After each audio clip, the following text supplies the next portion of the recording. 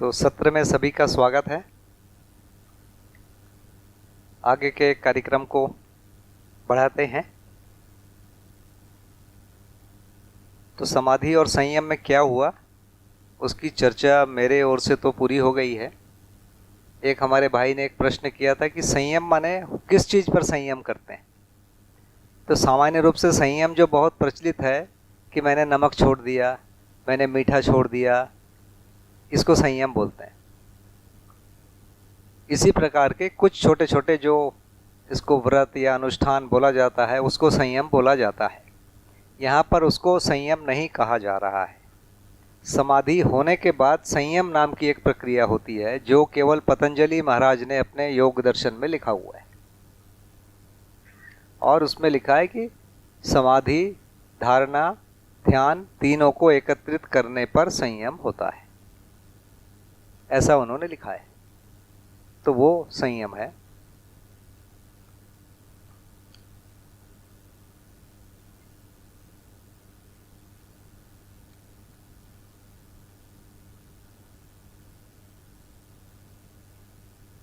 तो मेरी बात आप तक पहुंच गई ऐसा मैं मान लूं, या कुछ एक दो ये आपकी ओर से आएंगे नमूने?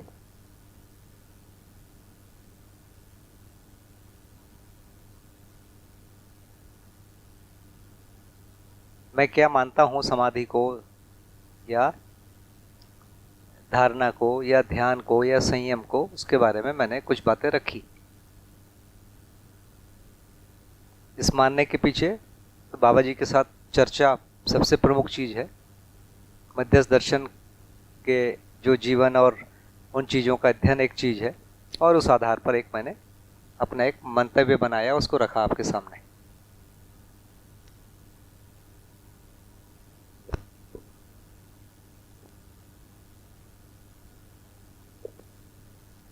अब तीसरा सत्र इस चीज पर होगा कि हमको अनुभव के लिए क्या करना होगा। तो पुराने दोनों यदि हो गए हैं तो हम आगे बढ़ते हैं। हेलो, हाँ भैया, एक प्रश्न ऐसा आ रहा कि वो समाधि के बाद समाधि धारणा, तो धारणा के रूप में बाबा जी ने क्या रखा,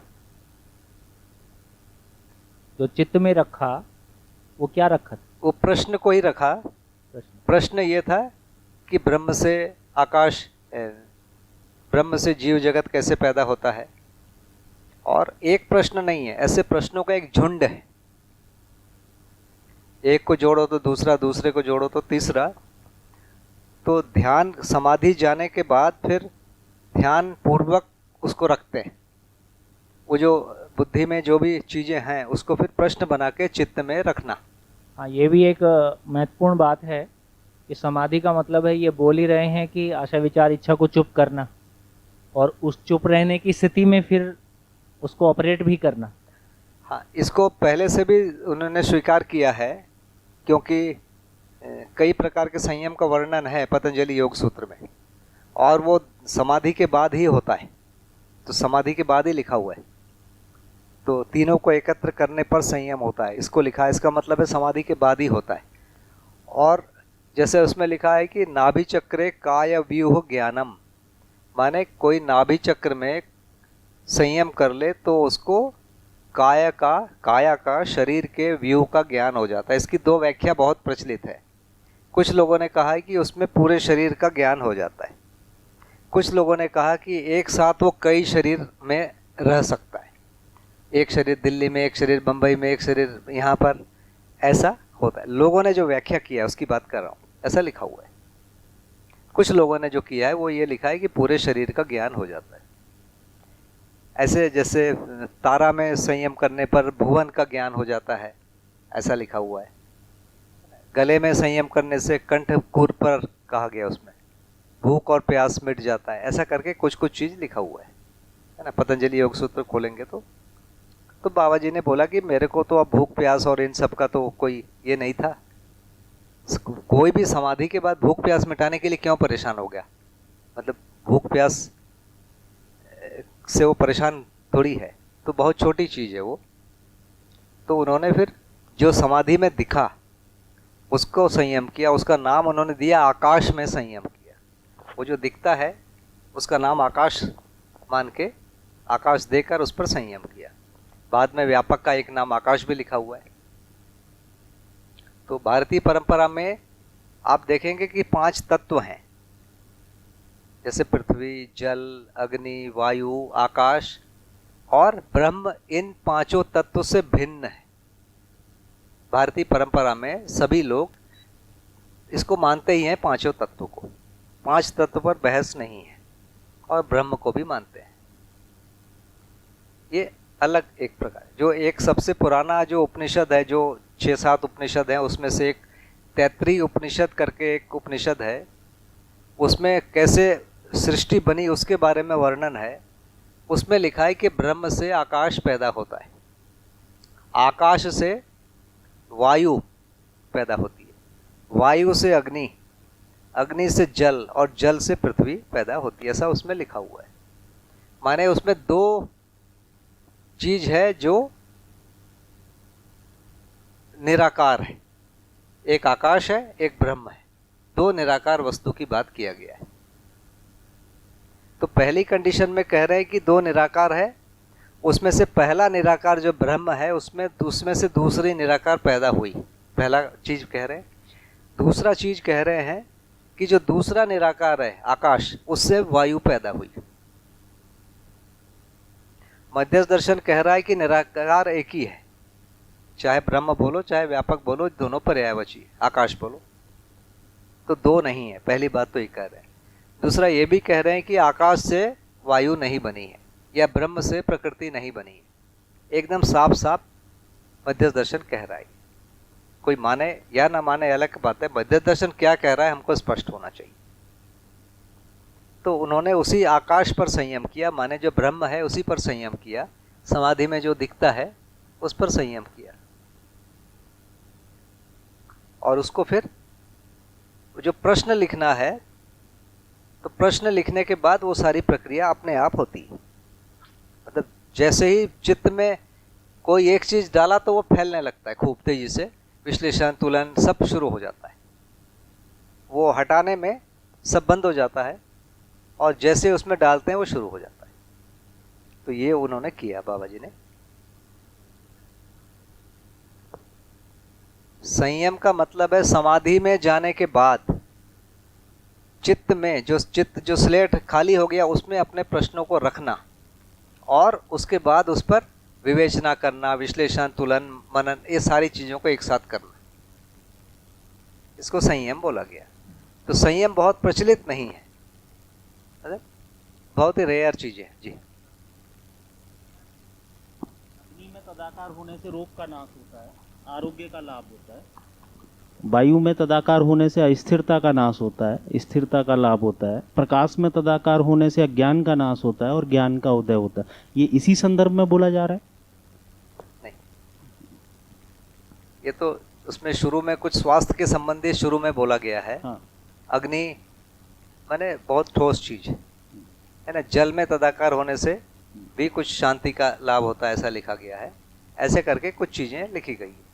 संताप का नाश, हाँ। तृप्ति का अनुभव, ये तो किस संदर्भ में? नहीं, जैसे सिंपल इमली में तदाकार होने से क्या होता है, या चाट में तदाकार होने से क्या होता है, आप सोचिए ना, 1 मिनट, मुंह में पानी आ जाए, ये कैसे हुआ?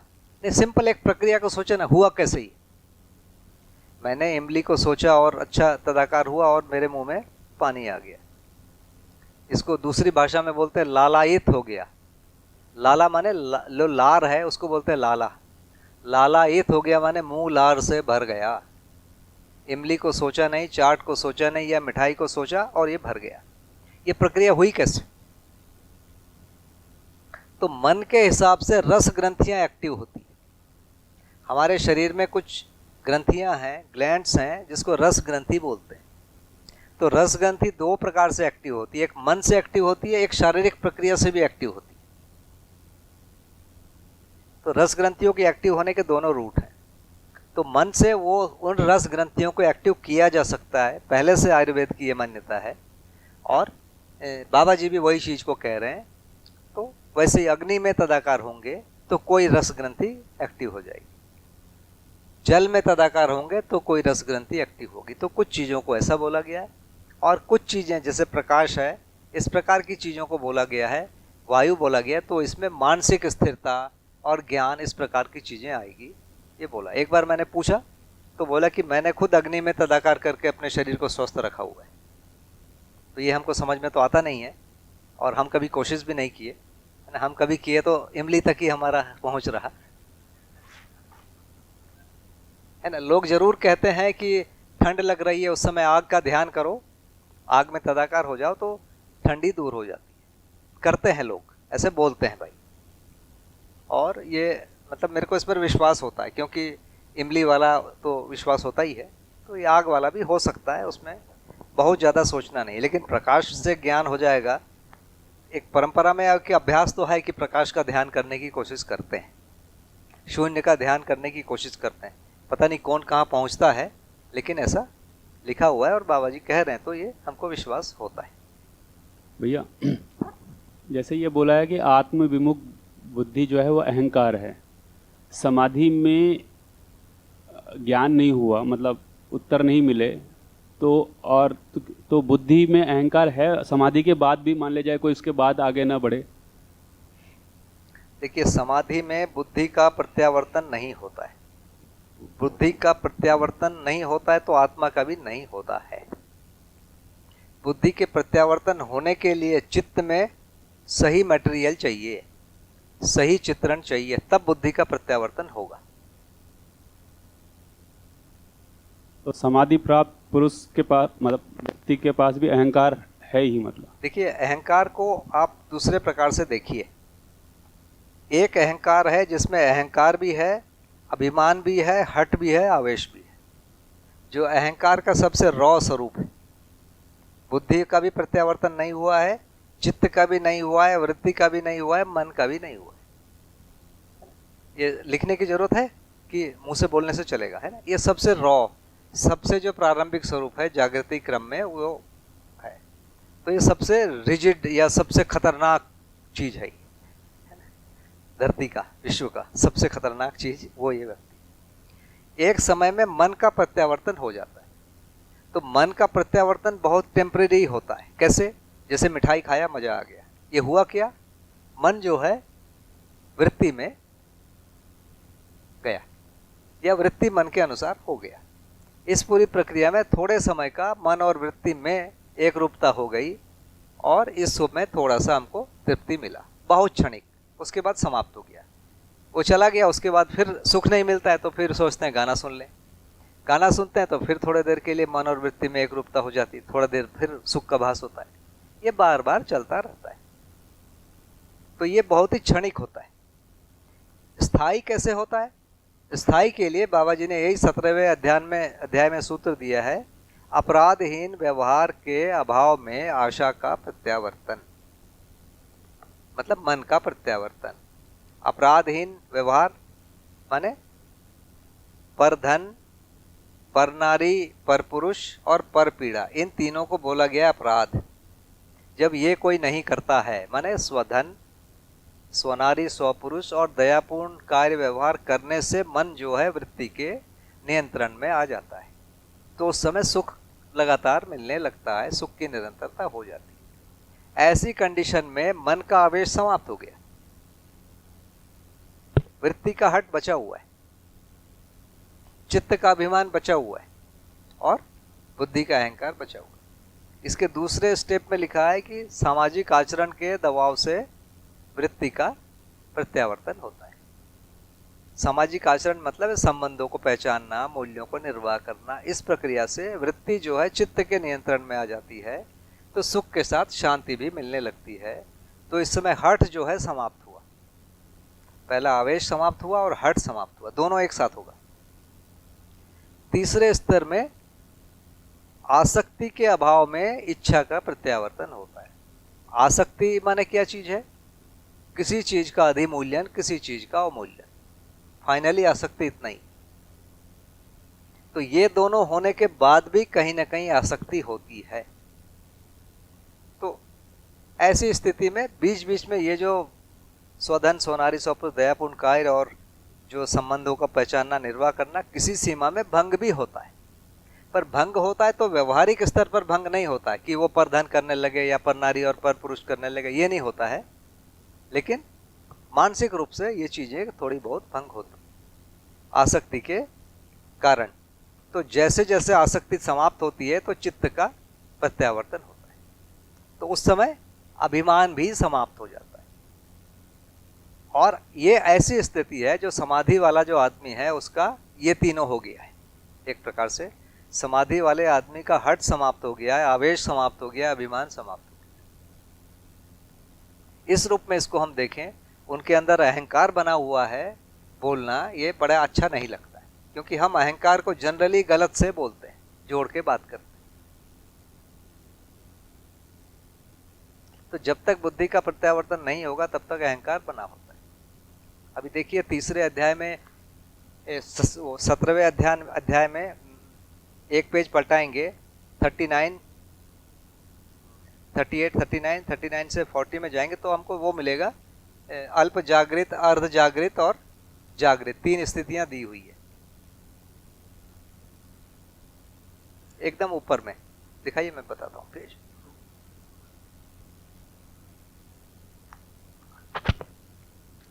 वन 39 में भी दिया हुआ है, पहला जो बौद्धिक विकास वाले जगह में, और उसके आगे 141 में देखिए 3 अल्प विकसित, अर्ध विकसित और विकसित दिया हुआ है ना। इसको देखिए,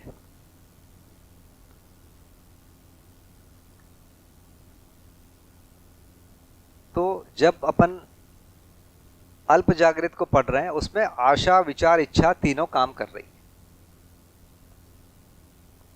3, और वृत्ति के 2, माने ये 5 क्रियाएं काम कर रही है।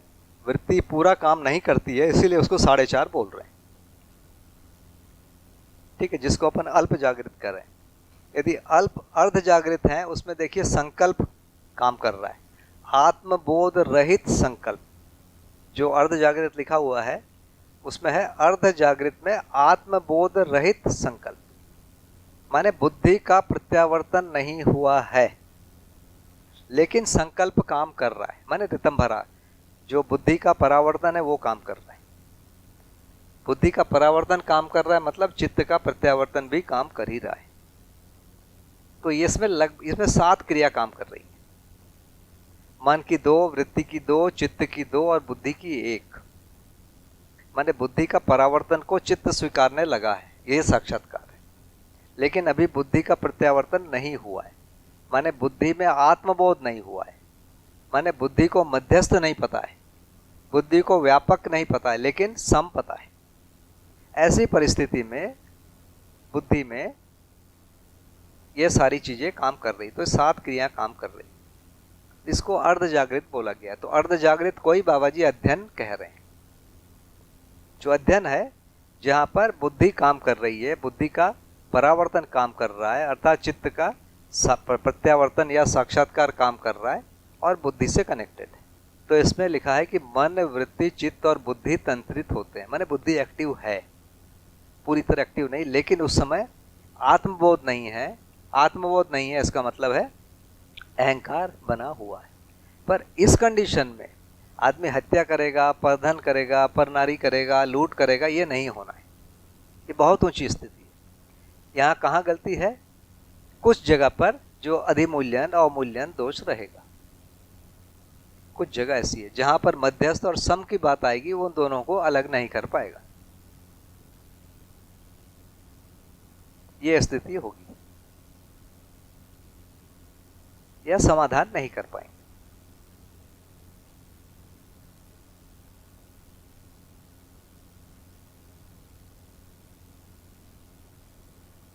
भैया ये अपना आशा, इच्छा, विचार के बारे में बात करते हैं तो एक बेसिक क्वेश्चन है कि ये जो शक्तियाँ है, ये शक्तियाँ से स्थिति गति है या स्थिति गति से ये शक्ति उत्पन्न हो रही है, उसका क्या रिलेशन है? दोनों साथ है। जैसे चयन है माने कोई ना कोई आस्वादन है ही है, चयन होगा और आस्वादन नहीं होगा, ये संभव नहीं। मैं चयन आस्वादन के रूप में आशा है या आशा के रूप में चयन आस्वादन है? नहीं, आशा है माने कोई आस्वादन की अपेक्षा है। आशा क्यों हो रही है? कोई आस्वादन के लिए परावर्तन हो रहा है। मन जो है शरीर की तरफ क्यों दौड़ा है, शरीर को क्यों बना के रखा हुआ है, शरीर को क्यों चला रहा है, कोई ना कोई आस्वादन के लिए वो अपेक्षा रखता है। न्यूनतम, अधिकतम तो अनुभव, आस्वादन माने फिर मूल्य मूलक आस्वादन। ये मेरे को वृत्ति, यानी हम तुलन और विश्लेषण करते हैं, उससे विचार उत्पन्न होता है, या विचार से तुलन विश्लेषण करते हैं? मेरा वो डिपेंडेंसी किसके ऊपर है? शक्ति का स्थिति गति के ऊपर है या स्थिति गति का शक्ति के दोनों हो ऊपर है? सकता है। उसी को निवेदन किया कि दोनों चीजें हो सकती है कि यदि जिसको हम भास बोल रहे हैं, भास में मन और वृत्ति दोनों एक्टिव है। भास यदि शरीर मूलक है तो वृत्ति मन के अनुरूप हो गई है। वृत्ति अनुरूप हो गई माने सारे जो विश्लेषण है वो किस लिए हो रहे हैं? शरीर के द्वारा सुख पाने के लिए हो रहे हैं। तो ये चारों काम कर रहा है। अब इसका आधार क्या होगा? या फिर प्रिय होगा, प्रिय प्रधान, या हित प्रधान, या लाभ प्रधान। लाभ प्रधान होगा तो बाकी दोनों प्रधान नहीं रहेंगे लेकिन रहेंगे। प्रिय प्रधान होगा तो प्रिय रहेगा, बाकी दोनों भी रहेंगे। तो इसमें पूरा जो केंद्र है जिसके आधार पर पूरी घटनाएं घटेंगी वो वृत्ति में तुलन के आधार पर घटेंगी, प्रिय हित या लाभ के आधार पर चित्रण बनेंगे। तो वृत्ति जो चित्त जो है वृत्ति के अनुसार काम करेगा। लाभ पाने के लिए वो चित्रण करेगा या प्रिय पाने के लिए चित्रण करेगा, इच्छाएं बनाएगा, उन इच्छाओं को कैसे पूरा करे उसके लिए विश्लेषण करेगा। उन विश्लेषणों में जब निर्णय हो जाएगा उस निर्णय को मन द्वारा वो शरीर के द्वारा व्यक्त करेगा। तो इसमें जो केंद्र बिंदु है जहां से निर्णय हो रहे हैं, जो आधार है वो वृत्ति का तुलन क्रिया है, उसमें भी प्रियहित लाभ ही है। लेकिन जैसे ही चित्त का प्रत्यावर्तन होता है ये शिफ्ट होके चला जाता है बुद्धि।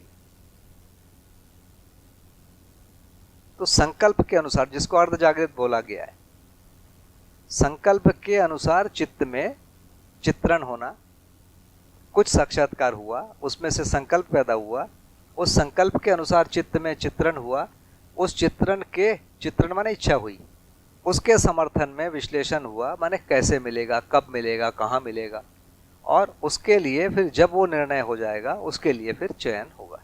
ये पूरा एक सेटअप है। ठीक, तो ये सब एक साथ होते हैं। लेकिन फिर भी यदि आप आधार वो देखेंगे तो मन का कोई भी आधार है वो वृत्ति में है, माने वृत्ति में है, माने स्थिति क्रिया प्रिय हित लाभ कम से कम।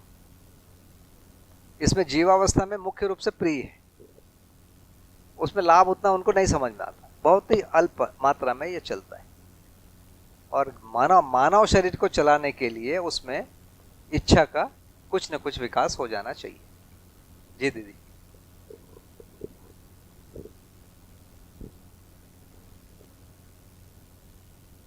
एक तो भैया जी, हेलो, एक तो चित्त शुद्धि कैसे की जाए, चित्त शुद्धि, और एक जैसे आप कह रहे हैं चित्रण। अब जैसे अभी जितनी मेरी समझ है तो चित्रण उसी अनुरूप होगा, पर हमने तो इसके अनुरूप चित्रण करना है। तो उस चित्रण को कैसे बढ़ाया जाए, मतलब चित्रण को कैसे उसकी परंपरा में चित्त शुद्धि किसको बोलते हैं? नहीं, चित्त शुद्धि कैसे की जाए? जो अभी यहाँ पर वही पहले चित्त शुद्धि है क्या चीज, हाँ, है उसके क्या? बाद कैसे करते हैं? और फिर चित्रण, अपने चित्रण को कैसे, अपनी कल्पना शक्ति को, अभी तो हमें जितनी नॉलेज है उसी हिसाब से हमारा चित्रण बनेगा, पर इसमें तो व्यापक की बात होगी। तो उसको चित्रण को कैसे अपना और उसका विस्तार, जैसे मान लीजिए मैं मंत्री हूँ, मान लीजिए, कभी बनूंगा नहीं, फिर भी थोड़ी देर मान लीजिए, तो कोई मेरे पास आता है, बोलता है मुझे काम दे दो, मैंने उनको काम में लगा दिया। अब मैंने जो उसको काम में लगाया ये सही है कि गलत है? कोई मेरे पास आया, गिड़गिड़ाया, मैंने दे दिया, ये सही है कि गलत है? यदि मैंने उसको काम में लगाया तो किसी एक योग्य व्यक्ति का अधिकार छीन लिया, ठीक है ना? यदि कोई मेरे घर में आके गिड़गिड़ाया, मैंने अपना धन दे दिया, तो मेरे परिवार वाले बोलेंगे तुम, ये तो हमारा अधिकार का है, तुमने कैसे दिया? क्योंकि परिवार का जो धन है सबका ही है ना। तो इस प्रकार के हम कोई भी निर्णय लेते हैं मदद करने के, तो ये स्पष्ट नहीं रहता है। तो जब भी किसी को मदद करने वाली बात होती है, इस प्रकार के एक के बाद एक चीजें आती है और अंत में ये निर्णय आता है कि मैं कुछ नहीं करूंगा और मैं पीछे कोंटे में बैठ जाते हैं। तो जो बड़े साधक होते हैं वो तप कर लेते हैं, संयम कर लेते हैं, भूखे रह जाते हैं, लेकिन ऐसे जो जगह होते हैं, ऐसे जो मुद्दे आते हैं उस पर उनके पास उत्तर नहीं रहता है। एक इनको प्रॉब्लम हमेशा हमेशा के लिए रहती है। तो ये सब निर्णय जब भी करते हैं बोलते हैं गुरु जी की आज्ञा है, जाओ दे दिया। अपनी जिम्मेदारी कभी नहीं लेते हैं। ईश्वर की आज्ञा, किसी को इष्ट मानते हैं, उसकी इच्छा है तो हो जाएगा, जाओ मैंने बोल दिया किसी को। अब ऐसी जगह पर ये बिल्कुल चुप रहते हैं। दूसरा, इनमें कुछ विकार बचे रहते हैं। वो जो उतना विकार नहीं होता है कि व्यवहारिक रूप पे प्रकट हो, लेकिन मानसिक रूप पे कुछ विकार बने ही रहते हैं। तो एक तो इसका स्वरूप स्पष्ट नहीं होता है, इसलिए ये लोग क्या कहते हैं, परंपरा में जाके मंदिर में जाके झाड़ू लगाते हैं, झूठा बर्तन धोते हैं, जूते चप्पल साफ करते हैं, अपने अहंकार को कम से कम करते हैं। अहंकार क्या है इनको पता नहीं। मतलब अहंकार बुद्धि का प्रत्यावर्तन है, इस ये ना पता हो के सोचते हैं मैं हूं वाला ही अहंकार है। कोई मेरे से बोलता है नौकरी लगा दो, मैं मंत्री हूं, लगा देता हूं। कोई बोलता है खाना दे दो, मेरा खाना अपना दे देता हूं। मुझे होश ही नहीं है उस समय। कोई खाना मांगता है, मैं खाना लेके बैठा हूं, अपना वाला दे देता हूं। इसके उदाहरण से भरा पड़ा है चित्त शुद्धि का प्रोग्राम। केवल यही करते हैं। आप सैकड़ों उदाहरण करेंगे। वो ऋषि बैठे थे भोजन करने के लिए, तभी कोई आया, बोला खाना नहीं खाया और ऋषि ने दे दिया। तो इस जगह पर कोई व्यवस्था नहीं होती, कोई चित्त शुद्धि समझ में नहीं आता है परंपरा। ये परंपरा का चित्त शुद्धि। यदि इस जगह पर मध्यस्थ दर्शन में चित्त शुद्धि की यदि बात करेंगे, हालांकि उस रूप में बाबा जी ने नहीं कहा है ना, मुझे नहीं याद आता कि चित्त शुद्धि जैसा शब्द वो लिटरेचर में प्रयोग किए हैं, मुझे याद नहीं आता। लेकिन यदि मैं व्यवस्था, अखंड समाज और सार्वभौम व्यवस्था के लिए, यदि अखंड समाज और सार्वभौम व्यवस्था के लिए कोई भी निर्णय लेता हूं और उस बड़े चित्र को ध्यान में रख के कोई भी घटना या छोटी घटना को देखता हूं, तो वो चित्त शुद्धि कहलाएगा। तो अभी जब भी हमारे सामने ऐसी कोई चीज आएगी, हम एक बड़े चित्र को देखेंगे और उसके हिसाब से बात करेंगे, वो चित्त शुद्धि।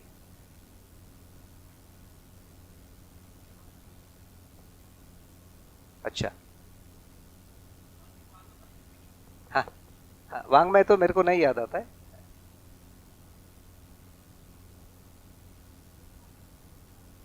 तो व्यवस्था जी, क्या उसकी परिभाषा है?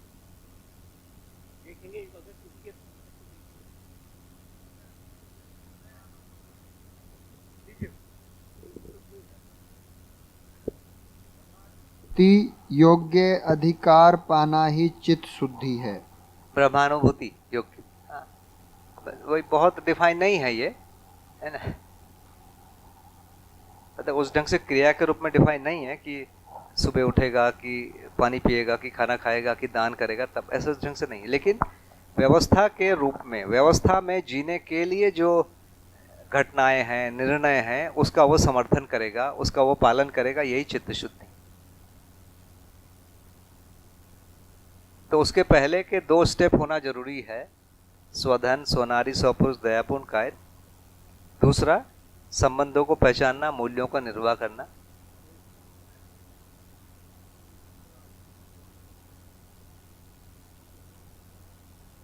कौन से पेज में है?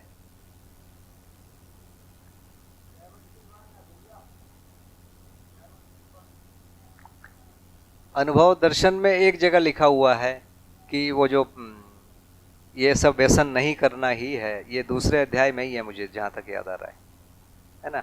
पर पीड़ा नहीं करना और वो चुगली नहीं करना, ऐसा कुछ कुछ है एक चीज अनुभव दर्शन में, दूसरे या तीसरे अध्याय में। ये ब्रह्मानुभूति पाने के लक्षण है।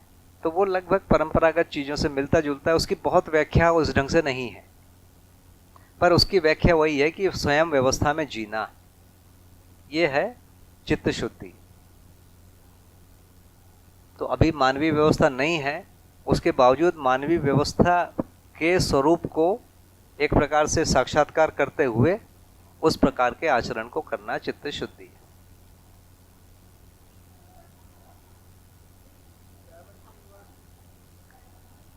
71।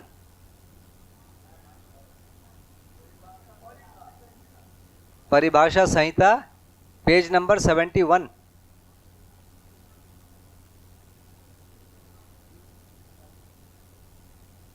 है।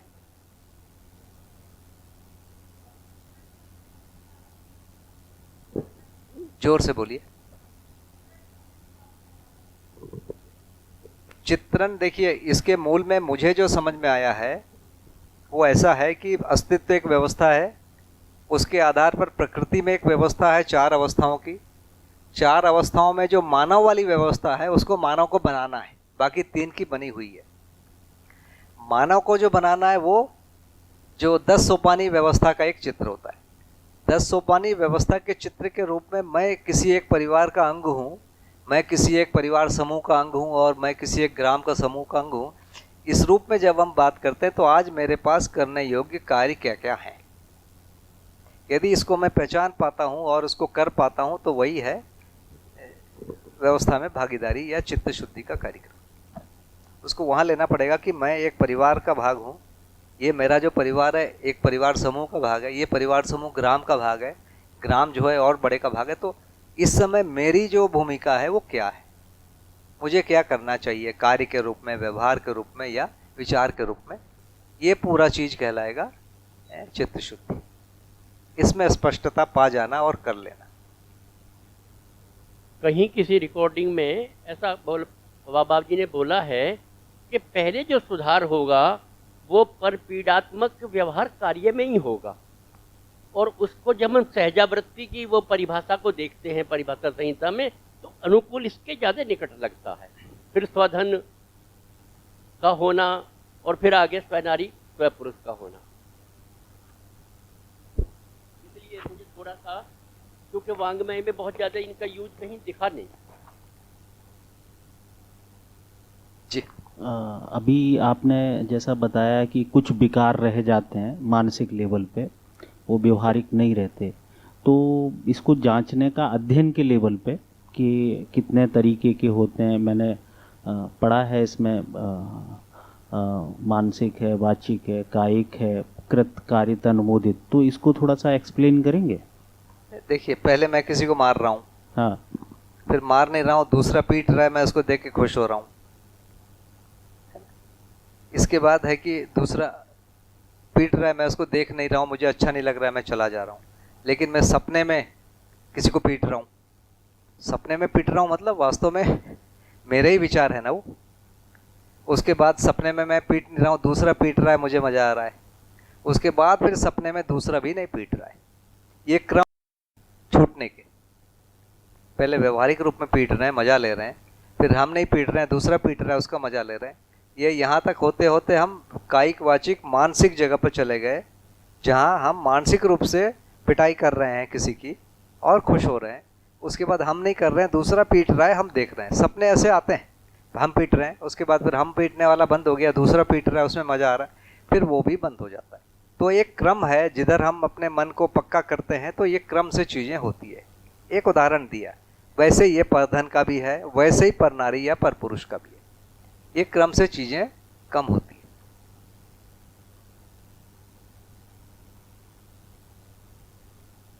वाणी से कैसे होता है? वाचिक वाचिक किसी को गाली गलौज किए, हमने नहीं किया, किसी और ने किया। ऐसे ही सपने में भी गाली गलौज किया।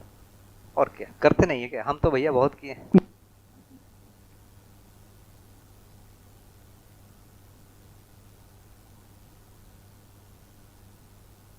इसके मूल में यदि हम जाएंगे तो कहीं ना कहीं अधिमूल्यन अवमूल्यन दोष है। किसी को मैं गाली क्यों दे रहा हूँ? निश्चित रूप से उससे मैं घृणा करता हूँ। वो घटिया है, मैं अच्छा हूँ। तो अच्छा और घटिया का एक हमारा स्टैंडर्ड है, वो हमने बना के रखा है। वो जो वास्तव में है अस्तित्व में वैसा नहीं है, उससे भिन्न है कोई। दूसरा, जो मान लो घटिया कोई मुझसे है भी तो उसके साथ एक अपेक्षित व्यवहार है, मैं वो नहीं कर रहा हूँ। जागृत आदमी अजागृत के साथ क्या व्यवहार करेगा वो एक अलग है। और मैंने जो एक अपने आप को श्रेष्ठ मान लिया, दूसरे को बेकार मान लिया, निष्ठ मान लिया, और मैंने अपना एक व्यवहार बना के उससे करता हूँ, इसमें सुधार होगा। कई जगह इसमें अधिमूल्यन हो जाता है, अपने घर में आया ले मेरा खाना खा ले, ये भी अवमूल्यन दोष ही है। भिखारी आया ले भैया मेरा पूरा लेके चले जा, ये व्यवस्था तो नहीं बनाया ना। फाइनली हम किसी को भिखारी बने रहने के लिए प्रेरित कर रहे हैं, हमने अपना भोजन दे दिया। तो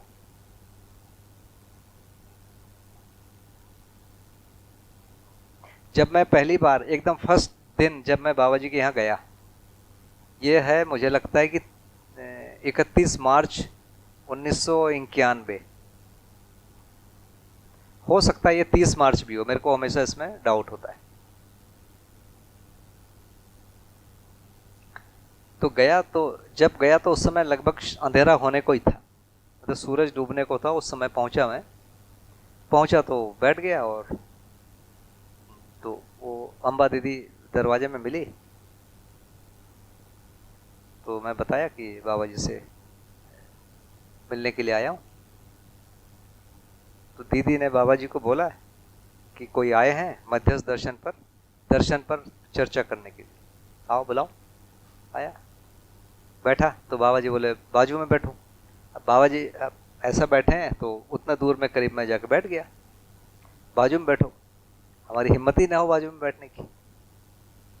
हमारा उस समय जो एक बना हुआ था माइंड सेट, जो महापुरुषों के या जो बड़े साधुओं के पास नहीं बैठ सकते ना, वो उनके पैरों के आसपास बैठे रहो और दूर थोड़ा। हालांकि वहाँ ऐसा सिस्टम ही नहीं था, घर में ऐसी जगह ही नहीं थी कि पैर के पास बैठे हैं, वो तो बैठने के लिए प्रॉपर कुर्सी और वो सब लगा हुआ था। मैं थोड़ा दूर में बैठा, तो बोले कि हमारे बाजू में आके बैठ जाओ, हमको थोड़ा धीरे बोलना पड़ेगा। तो बाजू में जाके बैठा। तो थोड़ी देर के बाद रात में सोने की बात हुई, तो बाबा जी का जहाँ बिस्तर था उसी के बाजू में मेरा एक बिस्तर लगा दिया, सो गया। काफ़ी ठंड थी मेरे हिसाब से उन दिनों, काफ़ी ठंड थी, कुछ कंबल रजाई जैसा चीज़ ओढ़ के सोया मैं। उसी समय कोई दरवाज़ा खटखटाया, और कंबल या गद्दे कुछ मांगा। तो बाबा जी ने कहा कि यहाँ उसकी व्यवस्था नहीं है, कोई एक जगह का नाम बताया, वहाँ व्यवस्था होती है, वहाँ से ले लो। सिंपल, मतलब फर्स्ट टाइम गया हूँ बाबा जी के पास, उसके पहले मिला हूँ बाबा जी से। तो मेरे को बड़ा आश्चर्य हुआ कि मेरे को तो बाबा जी ने रहने को जगह दे दिया, बढ़िया बिस्तर बिछा दिया है ना, गद्दा भी ओढ़वा दिया है ना, खाने को भी दिया, और उस आदमी को नहीं दिया। उस समय हम क्या सोचते थे, साधु माने सबको समान देखता है, बाबा जी ज्ञानी माने सबको समान देखते हैं। वैसा नहीं दिखे। हमारा क्या काम है सोचने का, छोड़ो। तो मेरे मन में जो पहला ये आया कि बाबा जी सबको तो समान नहीं देख रहे हैं, मेरे को कोई स्पेशल देख रहे हैं। उससे थोड़ी खुशी भी हुई, अहंकार थोड़ा बढ़ा है ना, खुशी, हमको थोड़ा बाबा जी स्पेशल भाव दे रहे हैं तो हमको खुशी होती है। लेकिन एक तरफ एक दूसरा विचार आता है कि बाबा जी को तो सबको एक जैसा देखना चाहिए। अब हम तय कर रहे हैं कि बाबा जी को कैसा देखना चाहिए, है ना? बाबा जी को क्या देखना चाहिए वो तो वही तय करेंगे और वही करेंगे। तो उस समय तो मुझे वो बहुत अच्छा और नहीं लगा, ठीक है भाई जैसा है वैसा है। बाद में मुझे समझ में आया कि यदि वैसा खोल के रखेंगे तो भिखारियों को पालो, फिर अंतिम जो उनका काम होगा। जितने लूड़े लंगड़े लफंगे बदमाश सब आएंगे, निकम्मे सब आएंगे, उनके रहने खाने पीने की व्यवस्था करो, सुबह से फिर निकल जाएंगे वो फिर शाम को आप व्यवस्था करो, आपका इतना ही काम है। तो ये जो चीज है मैं पहली बार वहीं पर देखा। सबको समान कैसा, सबको समान का मतलब क्या है, तो उस जगह पर यदि हम देखेंगे तो जो समझना चाहता है, तो यदि उदारता का जो परिभाषा है वो है तो व्यवस्था को बनाए रखने के लिए या अध्ययन करने के लिए अपने तन मन धन और भौतिक शक्तियों को सदुपयोग करना, न कि गुंडे पालने के लिए, न तो लफंगों के लिए। लोग गुंडे पालते हैं ना, खोल के रखे हैं लंगर खाते रहो, करते हैं लोग, वो उदारता नहीं है। उदारता निश्चित रूप से जागृति के लिए जो लोग बढ़ रहे हैं या व्यवस्था में जीने के लिए जो लोग लगे हैं, उनके लिए ही अपना तन मन धन अर्पित होगा। तो ये चीजें परंपरा से भिन्न दिखता रहा। तो मुझे पहले ही दिन जब गया तो बाबा जी का आचरण मुझे परंपरा से भिन्न ही लगता रहा। एकदम फर्स्ट डे जब मैं गया हूं तब की बात मैं।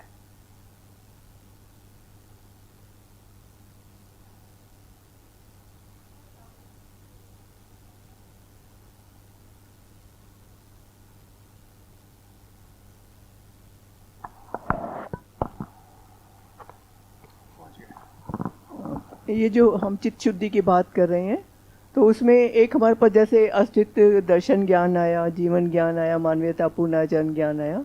उसमें 122 आचरण है जीवन जागृति के और 30 मूल्य।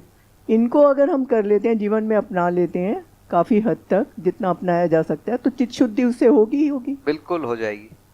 जैसे एक उदाहरण दे रहा हूं, जैसे लिखा है कि क्षमा, किसी को उसके विकास के लिए या जागृति के लिए मदद करते समय उसके ह्रास पक्ष से अप्रभावित रहना। अब ये घटना कब होगी आप सोचिए ना, ये घटना कब आएगी कि हम क्षमा करें। अभी क्षमा कब है? किसी ने हमको गाली गलौज किया, हम चुप हैं, ये अभी हम क्षमा इसको बोलते हैं। आपको क्षमा कैसे, वो घटना आप कब देख पाओगे कि आप क्षमा करोगे? मेरे को नहीं दिखता। मतलब व्यवहार में पहचानना पड़ेगा ना कि ये समय ऐसा आ गया, अब मैं क्षमा करूं। जैसे एक है दम, ह्रास की तरफ जो आ सकती है उसकी समापन क्रिया, ये तो अपने में होगा,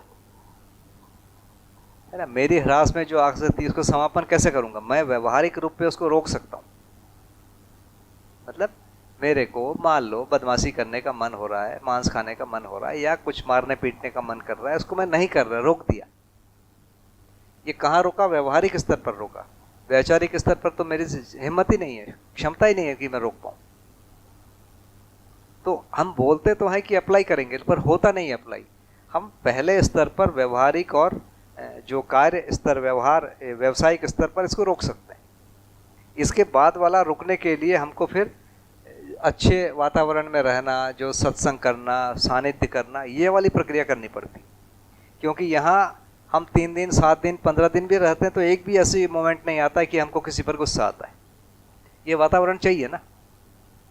बाहर जाता हूँ तो पहले ही बार मैं गुस्सा हो जाता है, कैसा देखो, कैसे घूर के देख रहे हैं। तो ये सब वातावरण नहीं होने से हम उसको बोलते तो हैं अप्लाई कर लेंगे, वैसा होता नहीं। वो जो 122 आचरण है हो नहीं पाता है। वो सही है, आप जो बोल रहे हैं उसमें से मेरे को बिल्कुल इनकार नहीं है, लेकिन हम जिस जगह पर हैं उस जगह में वो नहीं बन पाता है।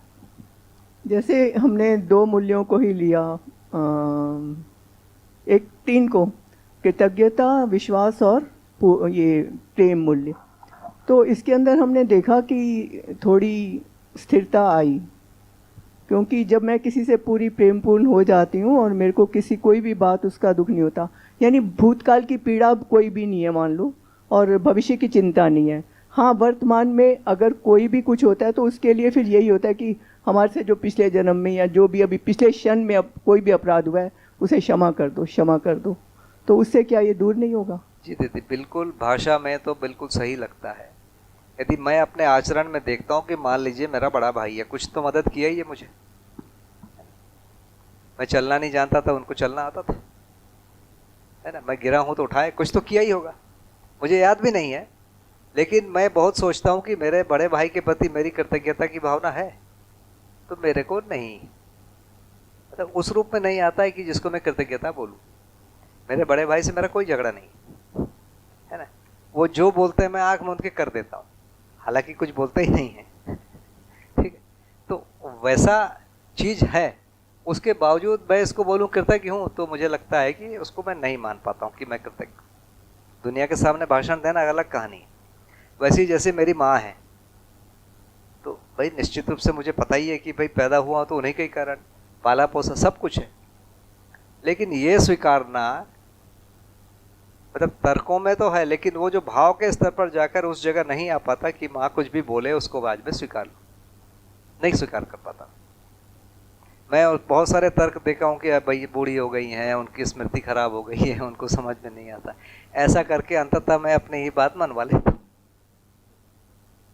मैं अपनी बात बता रहा हूँ।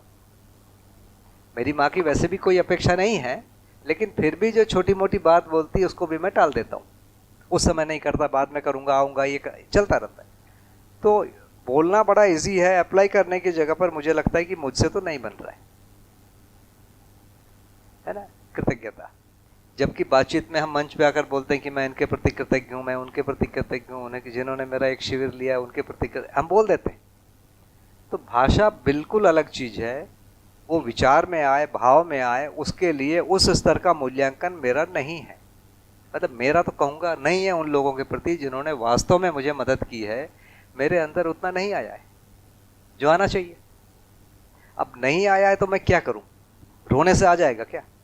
नहीं आएगा। फिर रोने से नहीं आएगा ना, कैसे आएगा? तो ये जो एक प्रतीक्षा करना पड़ता है, या प्रतीक्षा कर रहा हूं कि कभी तो ठीक होंगे भाई। तो जब हम व्यवहार में जाते हैं तो धीरे धीरे इन सब चीजों की तरफ ध्यान जाता है। तो पहले तो ध्यान ही नहीं जाता है, फिर ध्यान जाता है, फिर ये लगता है कि हम कर नहीं पा रहे हैं, हम करेंगे। कुछ सोचते भी हैं, ऐसा नहीं कि सोचता नहीं हूँ, योजना बनाते हैं, लेकिन फिर कभी न कभी वो मतलब नहीं हो पाता है, वो कभी कभी हो भी जाता है। तो इन चीजों को आचरण में उतारना इतना इजी नहीं है मेरे हिसाब से, मतलब मेरे लिए। थोड़ी चित्त शुद्धि तो होती जाती है ना उससे। हाँ, ऐसा मान रहा हूँ तभी खड़ा हूँ, है ना। नहीं मानूंगा तो अब जाऊंगा भी कहाँ मैं? मेरे लिए तो सारे दरवाजे ही बंद है ना, मैंने ही किए हुए बंद। अब मेरे दूसरे रास्ते भी नहीं है मेरे पास,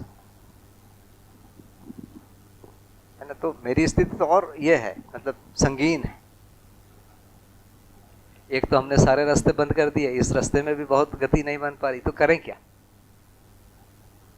पर उसमें थोड़ा ढाढ़ ऐसी है कि मैं 2 साल पहले का देखता हूँ, 5 साल पहले का देखता हूँ, 10 साल पहले का देखता हूँ, तो मुझे लगता है कि हाँ हाँ चींटी की चाल से ही सही आगे तो बढ़ रहा हूँ।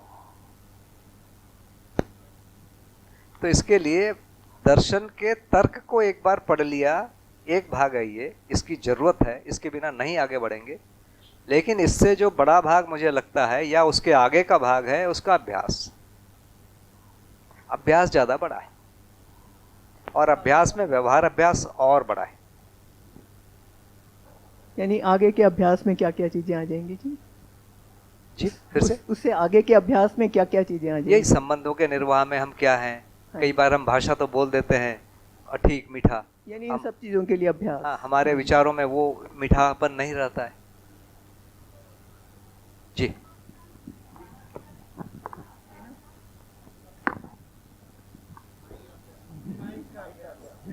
देखिए, आपने इतना अच्छा प्रश्न बोला कि सारे माइक आपके सामने उपस्थित हो गए। दोनों माइक ऐसे पकड़ के।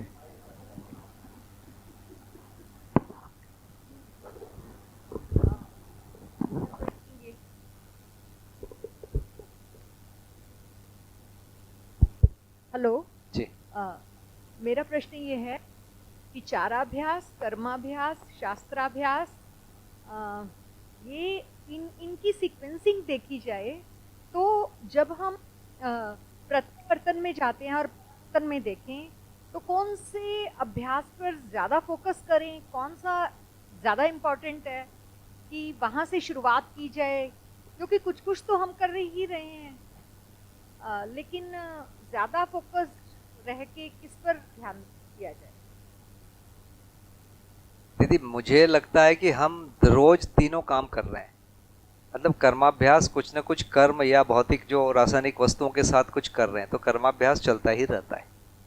वैसे ही व्यवहार लोगों से करते ही रहते हैं, और वैसे ही विचार बोलना या शास्त्रों को पढ़ना वो चलता ही रहता है। तो ये तीनों अभ्यास हम साथ साथ करते हैं। आजकल मैं पुस्तकें तो बहुत नहीं पढ़ता हूँ, लेकिन ये सब चर्चा घूम फिर के होती ही रहती है। जीवन, अस्तित्व, व्यापक, और दूसरी जो हम कहीं से एक व्यवस्था में रहते हैं, वहाँ यदि कोई घटना होती है या दुर्घटना होती है, खराब घटना होती, तो उसको सही में कैसे लाएं, उसके लिए हम लगातार सोचते रहते हैं। तो मेरे ख्याल से उस प्रकार का विचार का, व्यवहार का अभ्यास होते रहता है, और सब जगह है ये। और मेरे लिए नहीं, सबके लिए वैसे ही समान अवसर हैं। तो तीनों घटनाएं एक साथ होती है और एक से जुड़ी हुई।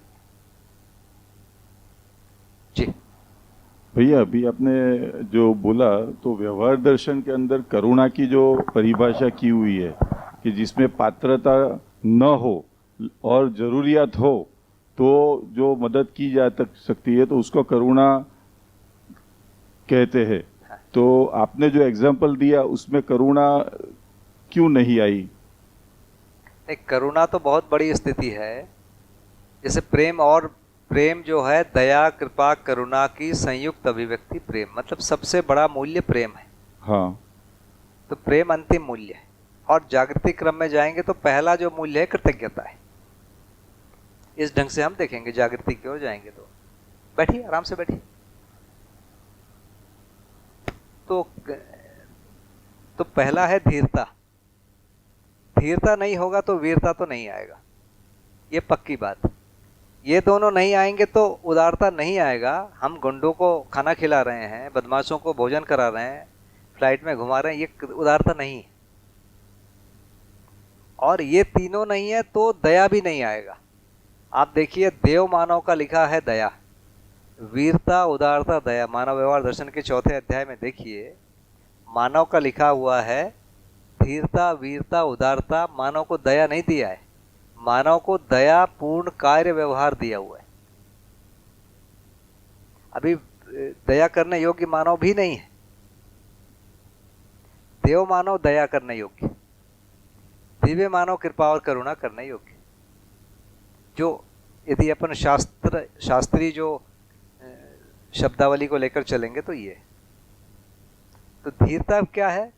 मेरी न्याय में निष्ठा है और भले ही सामने वाले की नहीं है तो भी मैं न्याय में निष्ठा रखूं, तो न्याय तो प्रमाणित नहीं होगा लेकिन मेरी धीरता प्रमाणित होगी। ऐसी परिस्थिति में व्यवहार ठीक रहेगा, वो संबंधों को नहीं पहचानेगा, मैं संबंधों को पहचानूंगा। इस पूरी प्रक्रिया में हमारे साथ धीरता होगा। एक समय में वो मुझे मेरे साथ संबंध को पहचान लिया, वो धीरता में आ गया और उसी समय मेरी वीरता प्रमाणित हो गई। एक ही झटके में दोनों चीजें एक साथ हो गई। वो धीरता में आ गया, मैं वीरता में आ गया।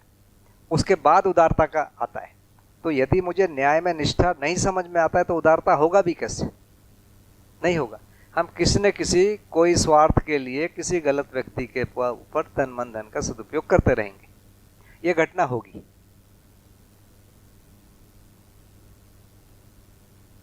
हम किसी गलत व्यक्ति के लिए आसक्तिवश, आसक्ति माने अधिमूल्यन किया किसी का, और उस पर हम तन मन धन का सदुपयोग करते रहेंगे, निछावर करते रहेंगे।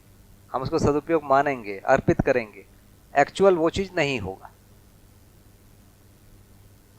है ना। यदि शास्त्रीय परिभाषा में जानूं, पर करें क्या?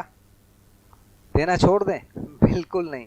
उस प्रक्रिया में करते करते एक दिन हमको समझ में आएगा इससे अच्छा ये है, इससे अच्छा ये है, इससे अच्छा ये है। तो मेरे पास यदि 5 मिनट का समय होता है, उससे मैं किसी का सहयोग कर पाता हूँ, धन का सदुपयोग किया या मन का किया या धन का किया, तो इस प्रक्रिया के अभ्यास से एक समय में मेरे पास वो पात्रता योग्यता बनती है। तो रास्ते तो हम बंद नहीं करेंगे, रास्ते तो हम खुले ही रखेंगे और उसका अभ्यास करते ही रहेंगे। इसी अभ्यास में और गहराई आएगी।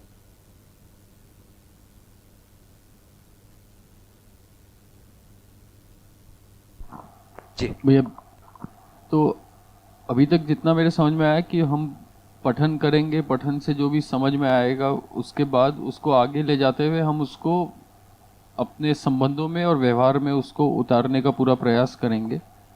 इसमें जैसे हम खुद ही का सर्वेक्षण करते रहेंगे या किसी और के साथ भी इस चीज़ को शेयर करते हुए आगे बढ़ सकते हैं? मतलब क्या तरीका? देखिए, मुख्य रूप से तो अपना करेंगे। दूसरा, हमको कोई ना कोई एक वैसा व्यक्ति रखना पड़ेगा कम से कम, जिसको हम अपने से श्रेष्ठ मान के उनके साथ हम बातचीत को बना के रख सकें। कम से कम एक, ज़्यादा होता और अच्छा। ये 2 तो होना ही होना पड़ेगा, नहीं तो हम आगे नहीं बढ़ेंगे। इसके अलावा भी जैसे हमारे परिवार के संबंध हैं ही, उनसे हम छूट नहीं सकते। उनके साथ क्या करेंगे? उनके साथ तो अभ्यास करेंगे ही ना। तो एक साथ जो जीने की जगह है वो बनी रहेगी, वो बदलेगी नहीं। उसमें हो सकता है किसी के साथ जो ज़्यादा समय दे रहे हैं वो थोड़ा कम हो जाएगा, किसी के साथ कुछ ज़्यादा समय देंगे, इतना होगा। तो हमारे जो तन मन धन के सदुपयोग के स्तर में बदलाव आएगा। जैसे मनोरंजन में मान लीजिए मेरा ज़्यादा समय जाता है, उसको मैं थोड़ा कम करूँगा। इस प्रकार की जो चीज़ें हैं, इस प्रकार का उसमें हम धीरे धीरे संयमता लाएंगे, लाए ही हैं। देखिए हम लोग, जैसे आप लोग देखते हैं, एक मोटे मोटी तौर पर देखता है कि प्रबोधक आते हैं और यहाँ पर ये दिन भर बोलते हैं और उनका बड़ा सम्मान है, ये तो बढ़िया है, लेकिन उनके संयम को भी किसी जगह आपको देखना पड़ेगा ना, इन्होंने क्या संयम किया हुआ है। मतलब ये जो केवल बोल रहे हैं उसके कारण सम्मान है, या उसके पीछे का उनका एक आचरण का सिस्टम है एक, तो वो भी कुछ होगा। केवल बोलना नहीं है, केवल बोलने वाला लंबा नहीं चलता है, तो एक आचरण है उसके पीछे, है ना। तो ये सारी चीजें साथ में जुड़ के है। दिखता केवल मंच में बोलता हुआ दिखता है वो व्यक्ति। जैसे हम बाबा जी को देखते रहे, तो बाबा जी को हम जब देखे, मैं तो देखा 72 की एज से, वो केवल बोलते हुए दिखते थे, बहुत थोड़ा सा उनको मैं काम करते देखा, बहुत थोड़ा सा। लेकिन कभी कोई रोगी आता था, उनको देखते थे और उसमें वो पूरा मन लगा के करते थे। और धीरे धीरे धीरे धीरे जो बाबा जी लोगों के सामने दिखते थे, केवल लोगों को बोलते हुए दिखते थे। ज्यादातर लोगों को लगता है कि बाबा जी का व्यवहार बहुत ही सॉफ्ट था, ऐसा नहीं है।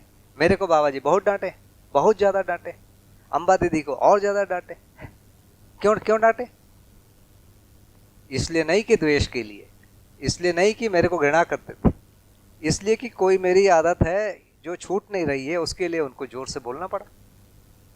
एक बार में नहीं हुआ तो बार बार बोले। तो कोई एक जगह है जहां पर वो लोगों ने देखा नहीं है, लोगों ने वो बाबा जी को ऐसे मंचों में देखा, तो मना भी किए, डांटे भी हैं। तो मेरे को क्या, बहुत लोगों को डांटे, मैं सबका नाम क्यों लूं, पर मेरे को डांटे ही। हाँ, बिल्कुल, बड़े आराम से। तो ये क्या घृणा है या द्वेष है?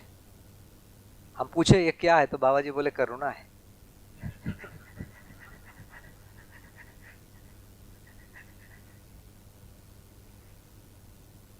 क्या है, ऊंट पहाड़ के नीचे आ गया, वही करुणा है। मतलब हमको ये लग गया कि कोई हमसे श्रेष्ठ है, इतना लग जाने के बाद वो अपना खुद गड्ढा भरेगा, और कुछ नहीं करना है। तो कई बार बाबा जी ये एहसास दिलाए ऊंट को कि मैं पहाड़ हूं। ये किया है।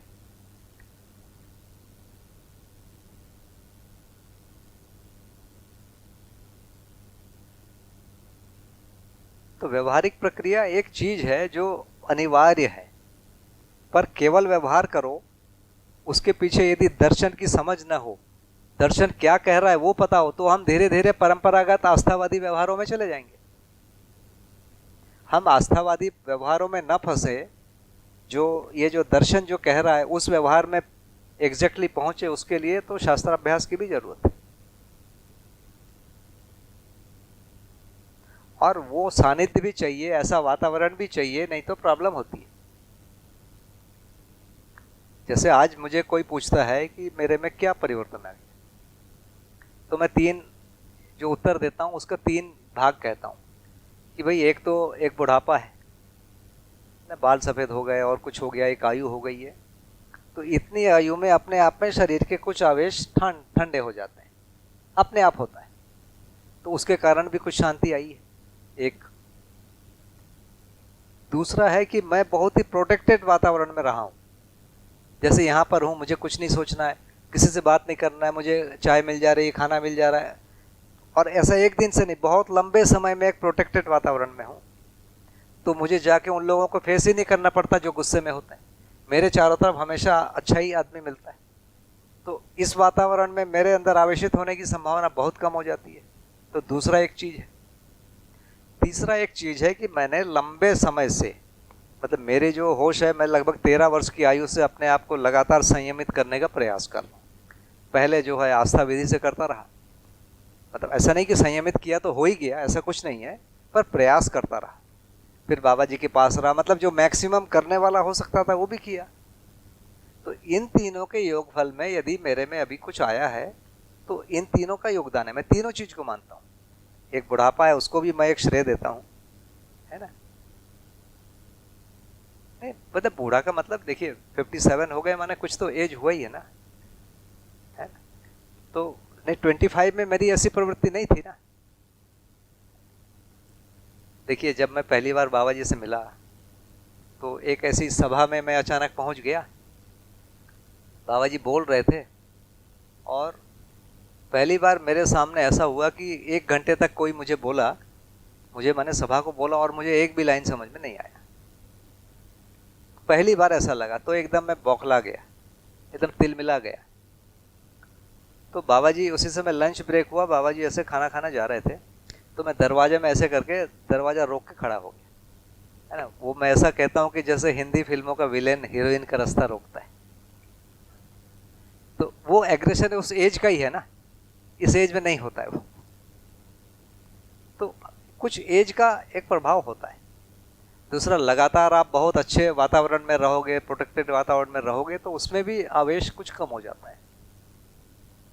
और तीसरा, कुछ अभ्यास तो है ही है, ऐसा भी नहीं है कि अभ्यास को नहीं दूंगा मैं, तीनों है। तो लंबा किया है ना, काफी समय हो गया है। तो उसके बावजूद मुझे लगता है कि ये थोड़ा ज्यादा ही स्लो प्रक्रिया है। पहले मैं सोचता था कि 1 सप्ताह में हो जाएगा, फिर सोचने लगा कि 6 महीने में हो जाएगा। तो ऐसा ये समय लेने वाली चीज है, ध्यान ही नहीं जाता है। ध्यान जाने में ही कई साल लग जाते हैं कई मुद्दे पर। कई बार ध्यान चला गया, उसके बाद वो सुधरता नहीं है, क्या करें? ना, बोलना बहुत आसान है, सुधरता नहीं है, हमको पता है।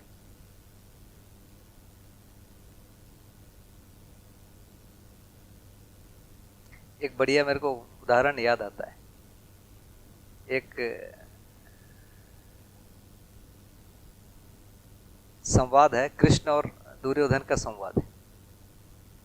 तो दुर्योधन को कृष्ण कुछ समझाते हैं, तो दुर्योधन कृष्ण को कहते हैं कि तुम जो बोल रहे हो वो मुझे बिल्कुल समझ में आता है ना, लेकिन जो सही है उसमें मेरी कोई प्रवृत्ति नहीं है, और जो बुरा है उससे मेरी निवृत्ति नहीं है, मैं क्या करूं?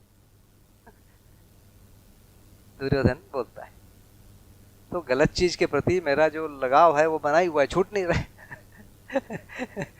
और सही की तरफ मेरी प्रवृत्ति नहीं बन रही है, मैं क्या करूं? तो ये ऐसा नहीं कि दुर्योधन बोल रहा है, भाई हमारे साथ भी वही चीज है, मेरे साथ तो है ही। इतना आसान नहीं है, नहीं तो लोग हो जाते जागृत। कठिन चीज है। उसके पहले का जो शास्त्राभ्यास से वो जगह ही नहीं मिलती कि हमको करना क्या है, उस जगह पर ही हम निश्चित नहीं हो पाते एग्जैक्टली क्या करना है। जी, यही तरीका है कि शास्त्राभ्यास, व्यवहाराभ्यास, कर्माभ्यास, यही तरीका है। मतलब उससे तो अच्छा है ना, बाजार में बैठ के जो झंझट करते थे उससे तो ठीक है ना ये। तो मेरे हिसाब से वही है, उससे ठीक होते हैं और कुछ तो आगे बढ़ते ही है। नहीं, शॉर्ट होता तो अब तक मेरे को मिल ही गया होता।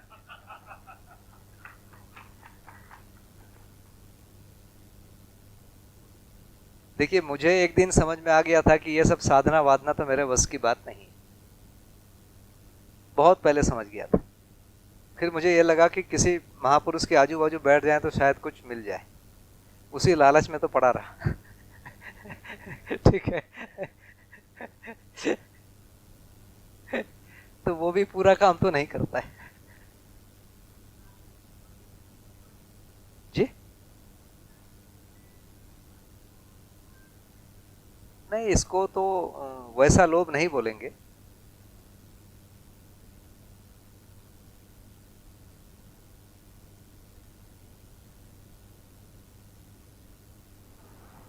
पर प्रक्रिया तो यही है, शास्त्राभ्यास, व्यवहाराभ्यास, कर्माभ्यास, इसको कहते हैं। हेलो भैया, आपको बाबा जी की कौन सी ऐसी बात या कौन से ऐसे शब्द थे जो आपको चुभे और आप इतने लंबे समय से बाबा जी के साथ रहे हैं? ये मेरी जानने की इच्छा है। वही जब पहली बार जब मिला ना, तो मुझे जो 1 घंटे भर लगा कि मेरे को कुछ समझ में नहीं आता है, तो मैं सोचा कि एक बार इनसे बात करके देखूं कम्युनिकेशन होता है कि नहीं। तो पहली मुलाकात में, वो मुलाकात बोलिए, मुझे पहली बार लगा कि बाबा जी जो बोल रहे हैं शब्द वो तो मैं भी बोल सकता हूँ। ईश्वर आत्मा मैं बोल लेता था उन दिनों, थोड़ा बहुत पढ़ भी लिया था इन शब्दों को, लेकिन जो कॉन्फिडेंस उनके पास है वो मेरे पास नहीं है, ये मेरे को चुभ गया। वाकई में मुझे बहुत ज्यादा तिलमिला गया उस समय कि मेरे में क्यों नहीं है वो, और वो आना चाहिए। मेरे तिलमिलाने का कारण वही था। तो उसके बाद कोशिश भी किया, मतलब कोशिश किया नहीं, मतलब मुझे लगता है नहीं कि इससे कोई फास्ट कोई कुछ कर सकता था। मैं सारी चीजों को साइड करता गया और जो भी होगा देखा जाएगा करके वैसा गया।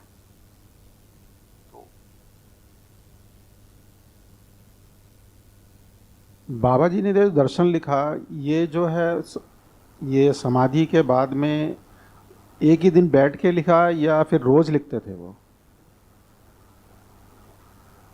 बाबा जी रोज सुबह एक पेज लिखते थे, उनका हाथ कांपता था थोड़ा थोड़ा और उस पर कुछ लिखते थे।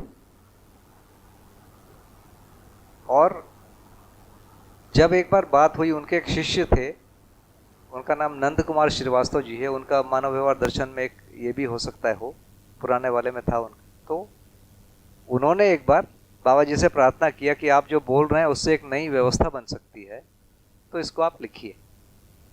तो पहले बाबा जी मना करते रहे, फिर बाबा जी राजी हो गए, तो उसके बाद बाबा जी बोलते गए, वो लोग लिखते गए। नहीं थे, पूरी टीम हो गई थी उस समय तक, तो फिर मानव व्यवहार दर्शन लिखा। ऐसा करके चारों दर्शन लिखे। बाबा जी भी एक मानव थे, तो उनकी कौन सी एक ऐसी जो चीज़ थी जो आपको अच्छी नहीं लगती थी? यदि नहीं भी लगती थी तो फिर इसको मत पूछो, ये मूर्खता है। यदि नहीं लगती थी तो वो हमारी मूर्खता है। तो आपको तो डांटते थे ना वो आपकी? नहीं, वो तो उस समय देखिए, कभी कभार किसी चीज़ में बुरा लगा होगा, कम चीज़ों में, बहुत ही कम होगा कि मुझे बुरा लगा होगा डांटने में। कभी तो मन में आता है भैया, एक बार तो आता है। नहीं, वैसे मुद्दे पे मुझे डांटा ही नहीं, मतलब वैसा मुद्दा ही नहीं था मेरे आचरण के लिए, मुझे एक भी बार नहीं डांटा। क्योंकि हमें तो बहुत डांटे पड़ी हैं बचपन में, और आपको ऐसी डांट नहीं पड़ी, और आपको भी डांटे पड़ी हैं। हम बचपन में नहीं थे, जब हम गए थे तो हमारा बचपना बीत चुका था। मतलब मान जैसे आपकी 25 साल की उम्र में थी, तो आपकी 25 साल की उम्र के अंदर भी कुछ ना कुछ तो, जिस हिसाब से बाबा जी ने आपको डांटा, तो कुछ ना कुछ तो कभी ना कभी तो एक हल्का सा क्रोध जैसे आता है, कभी मन में आया? देखिए, डांटा उन मुद्दे पर डांटा ही नहीं जिन पर मुझे डांटना चाहिए था। ठीक है, ऐसा मुझे लगता है। तो वो मुद्दे ही नहीं है, वो मुद्दे थे शायद जिन पर उन्होंने डांटा, वो छूट जाने पर बाकी चीजें छूट जाती होंगी। देखिए, मेरे को बाबा जी से डर नहीं लगता था, डांटते थे तो भी डर नहीं लगता था। ठीक बात है भैया। क्योंकि मुझे पता था कि बाबा जी नुकसान तो करेंगे ही नहीं ना, दिव्य मानव है, वो केवल भला करेंगे। तो ये मेरे अंदर बैठ गया था। धन्यवाद भैया, धन्यवाद।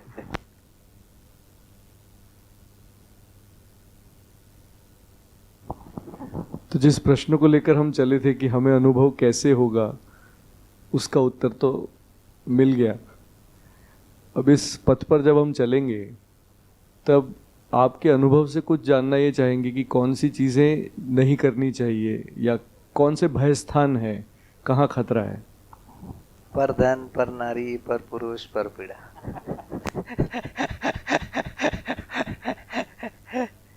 मेरे हिसाब से स्वधन, स्वनारी, स्वपुरुष, दयापूर्ण कार्य हो जाए तो आगे का रास्ता बिल्कुल साफ, एकदम साफ। सारी प्रॉब्लम इतने में, इसके कई रूप हैं, मतलब ये बड़ी मायावी चीज है ना। ये प्रच्छन्न रूप में है, ऐसा देख के लगता है कि बहुत बढ़िया है, लेकिन कोर में वही सब चीजें हैं।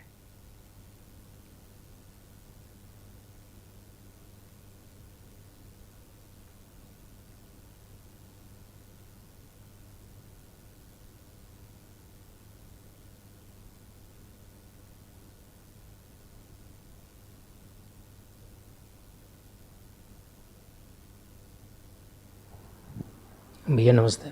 जी नमस्ते। ये एक चीज़, एक साल हो गया इस दर्शन से, मतलब जान पहचान हुए, तो एक सूत्र मैंने सुना कि दूसरों की अयोग्यता से प्रभावित न होना अपनी योग्यता है। अब दिल्ली में हम बाइक ज़्यादातर चलाते हैं, अपना स्कूटी है हमारे पास। हम रास्ते पे जा रहे हैं, एक मतलब स्थिति बता रहे हैं आपको, एक स्थिति बता रहे हैं कि मैं सड़क पे जा रहा हूँ मान लीजिए, और मैं राइट साइड से जा रहा हूँ, बिल्कुल रॉन्ग साइड से एक कार वाला आ रहा है। अगर मैं उसकी योग्यता से प्रभावित न हूँ तो फिर अपना जान गंवा दूँ। ये बात थोड़ा सा स्पष्ट करने योग्य है, मैं समझता ये दिल्ली के लिए नहीं कहा गया। मैं अपने ऊपर लागू कर रहा हूँ, तो उस संदर्भ में मैं क्या करूँ, मैं जानना चाहता हूँ आपसे। हाँ।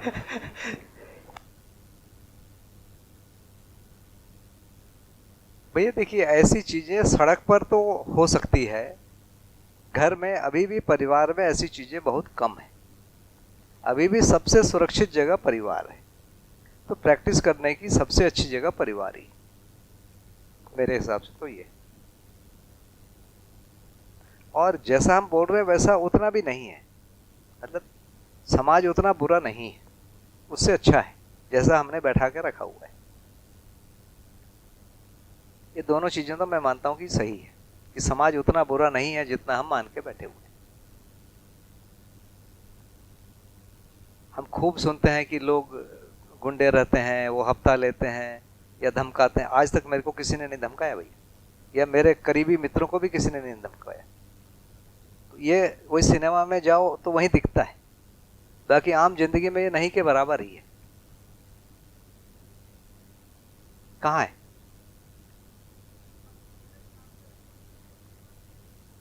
वही कुल मिला के यदि हम पर धन, पर नारी, पर पुरुष, पर पीड़ा में लगे हुए हैं तो वहां पर वैसे ही लोग मिलेंगे और वहां कंपटीशन है। मैं इसको ऐसा बोलता हूं कि लोग बोलते हैं ना कि जब तक आप सही ढंग से जियोगे तो समाज जीने नहीं देगा। मैं इसको उल्टा कहता हूं, जब तक आप खराब ढंग से जियोगे तब तक समाज जीने नहीं देगा, और तब तक तंग करेगा जब तक आप स्वधन, स्वनारी, स्वपुरुष, दयापूर्ण कार्य में नहीं आ जाओ। कंटिन्यूअस तंग करेगा, वहां पर जैसे ही आप आओगे छोड़ देगा आपको, वो आप उसके काम के नहीं हो, फिर दूसरे जगह ध्यान लगाएगा, उसको सुधारेगा। प्रेशर इसीलिए है ये 100%। देखिए, कोई यदि मुझे पीटेगा तो ऐसे नहीं पीट देगा, पहले वो मुझे इनमें से एक जगह खड़ा करेगा, तुम परधन में हो, और मारेगा, या परनारी में हो या मारेगा, या पर पीड़ा में हो ये मारेगा। इन तीनों में यदि नहीं खड़ा कर पाएगा तो मुझे मारेगा भी नहीं, मार ही नहीं सकता। अभी जज भी दंड तभी देता है जो इसमें से एक जगह खड़ा करता है, उसके बाद देता है। तो इस जगह खड़ा करना जरूरी है, और इस जगह खड़े न होने का दो विधि है। एक तो सही करना, दूसरा लोगों को बताना भी कि मैं सही कर रहा हूं। हम सही कर रहे हैं और हमारे चारों तरफ लोगों को पता नहीं है, वो भी फिर प्रॉब्लम है। मतलब लगातार उसका प्रचार भी करना है या प्रमाणित करना है, जिसको बोलते हैं।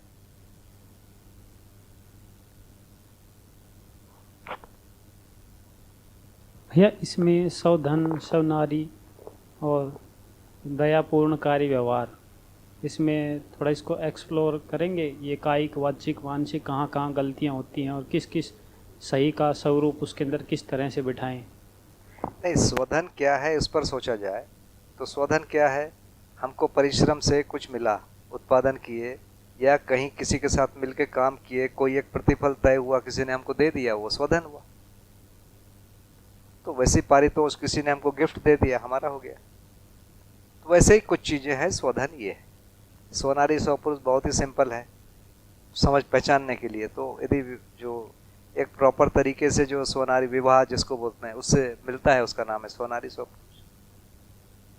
दयापूर्ण कार्य, दयापूर्ण कार्य का मतलब है जो हम आपस में व्यवहार करते हैं, उसमें कोई पूछता है कि कितना बज रहा है, मैंने सही टाइम बता दिया। कोई पूछता है रास्ता कहाँ पर है, वो सही बता दिया।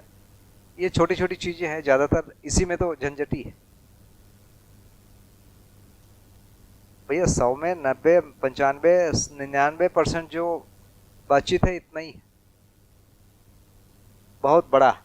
इससे रेयर कभी कोई आता है कि कभी कोई कुछ पीड़ा वाला प्रसंग आता है, हाई रोज के लोगों में ही होता है।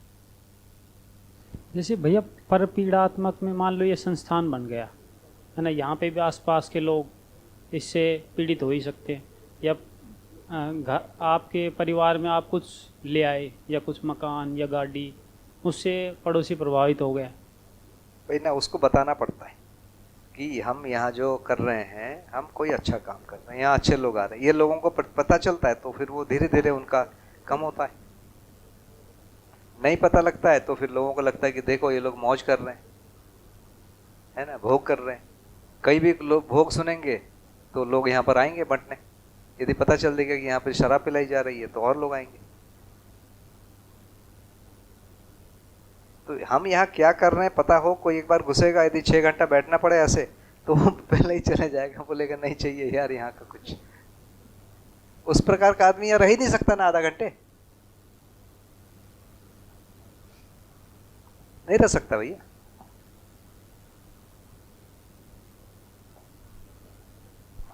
जी भैया, एक चीज जो समझ में आई थी जीवन क्रिया में कि साक्षात्कार जो होते हैं वो क्रम से एक एक करके होते रहते हैं जी। और आपकी बात से ये भी समझ में आया कि बहुत लंबी जर्नी है, पर फिर भी आपकी काफ़ी लंबी जर्नी ऑलरेडी हो चुकी है, तो उसमें कहीं आपको ऐसा भास होता है कि कुछ साक्षात्कार हुए हैं या? भैया मुझे तो ऐसा लगता है हुआ है, हो सकता है ये पूरा भ्रम हो, लेकिन मुझे लगता है। बिल्कुल। और आगे जब भी सारे साक्षात्कार हो जाएंगे और जब अनुभव होगा, उसकी दृष्टि बहुत क्लियर है या क्लियर हो जाती है, कैसी होगी वो? मेरी तो क्लियर नहीं,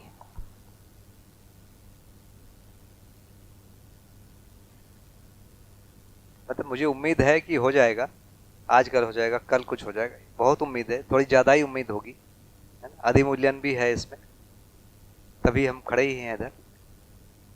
पर मुझे बहुत ये स्पष्ट नहीं।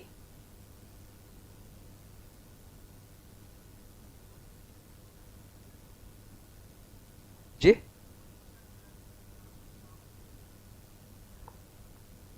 नहीं, स्वयं स्फूर्त तो देखिए कुछ भी नहीं होता है, हर कदम पे निर्णय हमको लेने पड़ते हैं। जैसे मैं यहाँ पर आया हूँ तो मैंने निर्णय लिया, है ना, मैं निर्णय लिया तो किसी जगह को छोड़ा तो वहाँ पर मेरी जो भी जिम्मेदारी थी वहाँ पर कोई और बैठे तभी मैं आ पाया।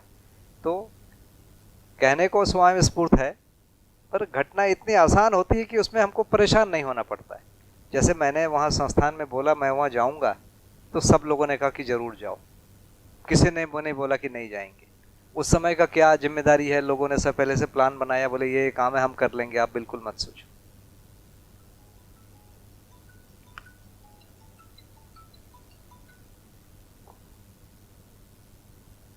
तो लोग मदद बहुत ज़्यादा करते हैं, पर इसको स्वयं स्फूर्त बोलना है तब तो ठीक है, लेकिन हर कदम पे निर्णय लेना पड़ता है और उसको आगे बढ़ना पड़ता है। और हर निर्णय इतना प्रिय नहीं होता, कुछ निर्णय ऐसा भी होता है, जैसे बाबा जी जब गए जंगल तो सब दुखी हुए, सारे परिवार के लोग नाराज हुए, तो घटना होती है ना। माता जी बाबा जी की पत्नी, उन्होंने समर्थन किया, बाकी सब मना ही किए। तो मना किए होंगे तो केवल थोड़ी मुंह से बोले होंगे, चीखे चिल्लाए भी होंगे ना, जिसकी जितना अधिकार क्षमता है उतना बोला ही होगा। तो वो तो होता ही है। अब 3.5 साल पत्ते खा के रहे, अब इसको आप स्वयं स्फूर्त बोलेंगे कि जिद बोलेंगे? ये सारी चीजें होती ही है, कठिनाई।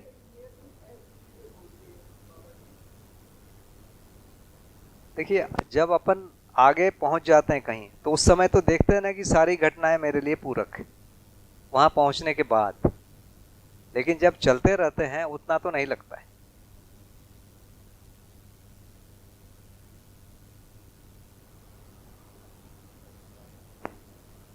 जी भैया, पेज नंबर 157 पे पहला बिंदु जो है उसमें ऐसा लिखा है कि मानवीयता और अति मानवीयता का वर्गीकरण एवं पुष्टि मानव के साथ किए गए व्यवहार से ही सिद्ध हुई है, जिसके लिए अध्ययन तथा दीक्षा आवश्यक है। दीक्षा अनुभव मूलक विधि से उसकी व्याख्या की गई है। सुनिश्चित व्यवहार पद्धति व आचरण पद्धति बोध की दीक्षा संज्ञा है, जो व्रत है जिसकी विशृंखलता नहीं है अथवा जिसमें अवरोध नहीं है। तो दीक्षा का उल्लेख पूरे पुस्तक में एक जगह पे यहाँ पे आता है।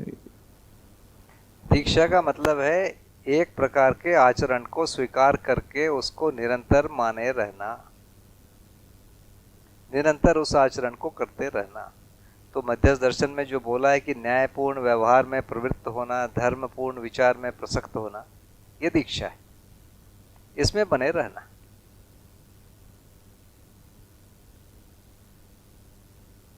अध्याय 17 में ही वो जो अनुसंधान और वाला पेज है उसी में लिखा हुआ है, एक अनुसंधान और एक अनुकरण और अनुसरण, उसी में देखिए आगे लिखा हुआ है, ना न्यायपूर्ण व्यवहार में प्रवृत्त होना और धर्मपूर्ण विचार में प्रसक्त होना। वो व्रत से क्या इंगित है? व्रत का मतलब है छोड़ना नहीं।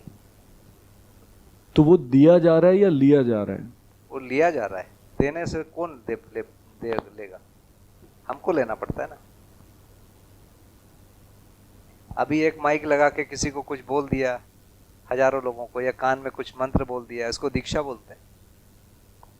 ये नहीं है। देखिए, परंपरागत भी दीक्षा का मतलब ही है आज से तुम ये नहीं करोगे और ये करोगे। परंपरा में भी यही बोला जाता है दीक्षा जब दिया जाता है। लोग क्या सोचते हैं, जो मंत्र है उसी को बोलते रहो, बाकी ये सबको मत करो, वो दीक्षा नहीं।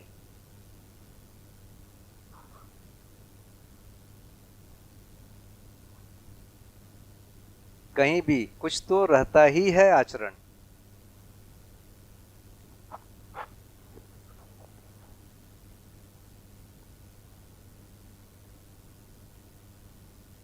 इसमें जो सुनिश्चित व्यवहार पद्धति और आचरण पद्धति है वो न्यायपूर्ण और धर्मपूर्ण कार्य व्यवहार ही है।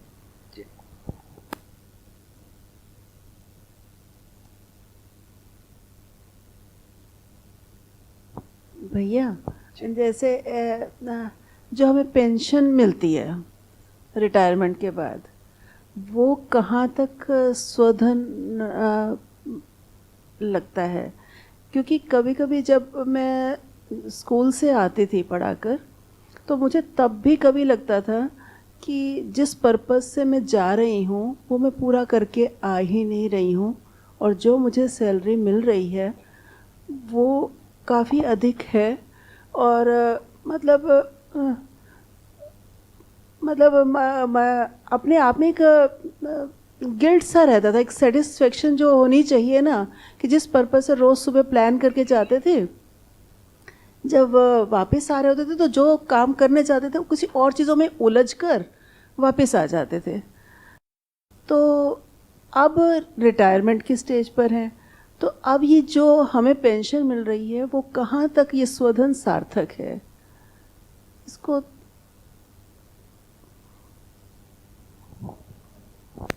देखिए, कोई भी मनुष्य यदि यहाँ पैदा हुआ है धरती पर, तो उसका एक अधिकार ये तो बनता है कि उसको रहने के लिए घर मिले, उसको भोजन मिले, उसको कपड़ा मिले। ये बिल्कुल अधिकार है, और उसके लिए उसको कुछ श्रम या कार्य कुछ करने की जरूरत भी होती है। तो जो मिल रहा है ये तो आप निश्चित मानिए आपका अधिकार है, मिल रहा है वो। उसके बदले जो करना चाहिए उसको यदि नहीं कर रहे हैं तो करना शुरू कर दीजिए। भाई खाना तो चाहिए ही ना, खाएंगे ही ना। कोई सार्थक वाला यदि कुछ काम है तो वो करते रहिए, बस इतनी बात है। मैं खाना नहीं, अच्छा काम नहीं किया तो आज खाना नहीं खाऊंगा, ये तो कोई उत्तर नहीं है ना। कल और नहीं कर पाऊंगा, फिर अच्छा काम नहीं किया कपड़े नहीं पहनूंगा ये थोड़ी चलेगा ये तो करेंगे ही करेंगे। कुल मिला के यदि मेरे को पैतृक विधि से या किसी और विधि से 100 करोड़ 1000 करोड़ मिल गया तो मैं क्या क्या करूं? नहीं लूं? बिल्कुल ले लूंगा। उसका सदुपयोग करना बनना चाहिए, है ना। उसके कारण मैं अपने आचरण में भोग विलासिता को न लाऊं, इतना ही है। अपनी पात्रता को विकसित करते हुए दूसरों के साथ सहभागी बन सके। और क्या। तो आज क्या करना है, आज आप क्या कर सकते हैं शरीर की इस अवस्था में, आपको निर्णय कर लेना चाहिए और उतना समय लगाना चाहिए।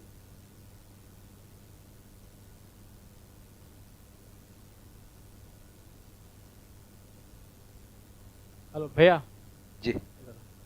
ये शब्द से जो अर्थ है ये क्लियर नहीं हो पा रहा है अभी तक। कौन से शब्द के? कोई भी शब्द से अर्थ, अर्थ से वस्तु, ये जो स्टेटमेंट है क्लियर नहीं हो पा रहा अभी तक।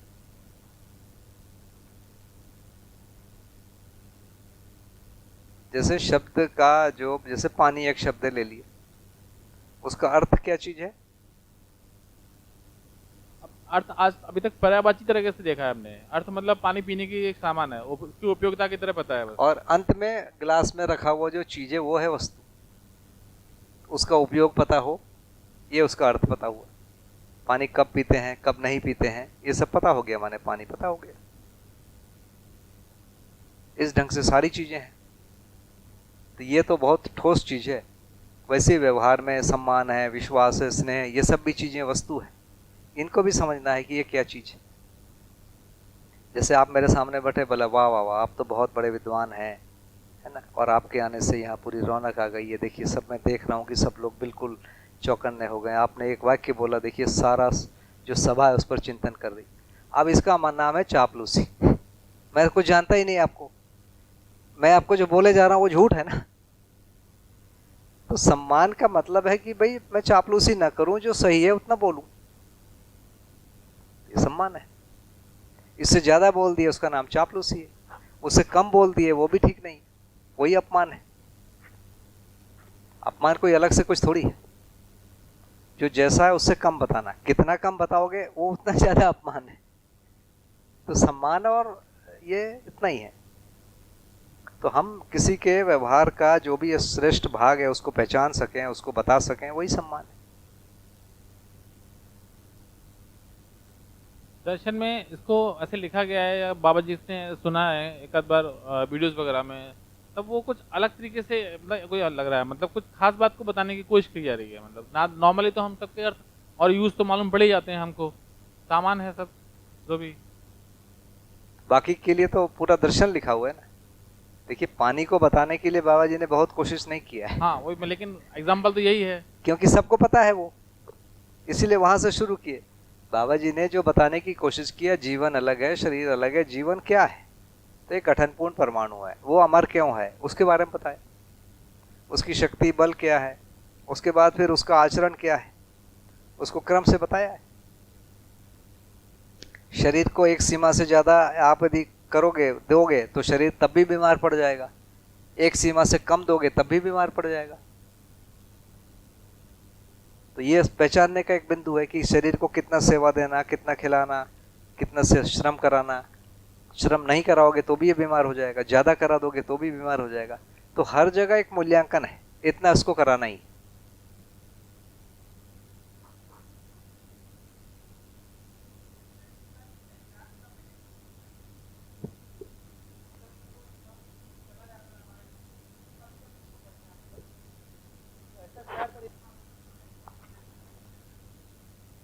देखिए मानवीयतापूर्ण आचरण के आधार पर ही पहचान होगा। तो इसमें से कौन इसको कितना निभा रहा है और जिस स्थिति में है उससे आगे स्थिति में जाने के लिए कितना ज्यादा प्रयास कर रहा है, यही तो आधार है।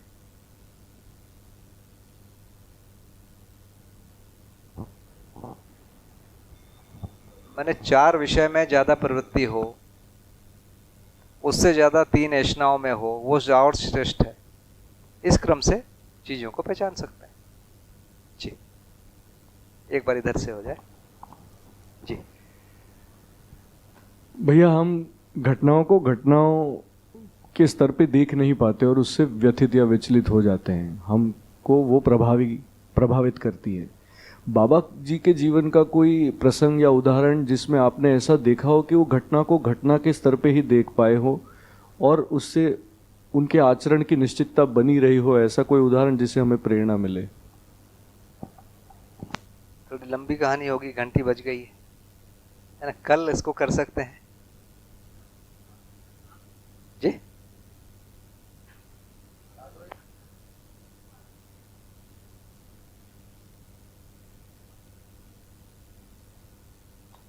आधा घंटा है, घंटी बज गई। अच्छा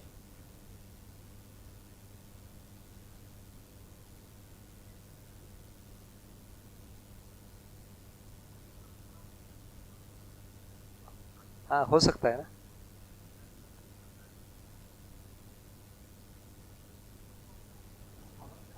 जी हाँ, वो ध्यान नहीं आ रहा है। वो क्या है, इस रूप में हम देखे नहीं हैं। बाबा जी का ज्यादातर जो घटना है उनको घटना से ज्यादा लेना देना कभी नहीं रहा मैंने। पर कौन सी ऐसी घटना बताऊं जो आपको वो दिखे?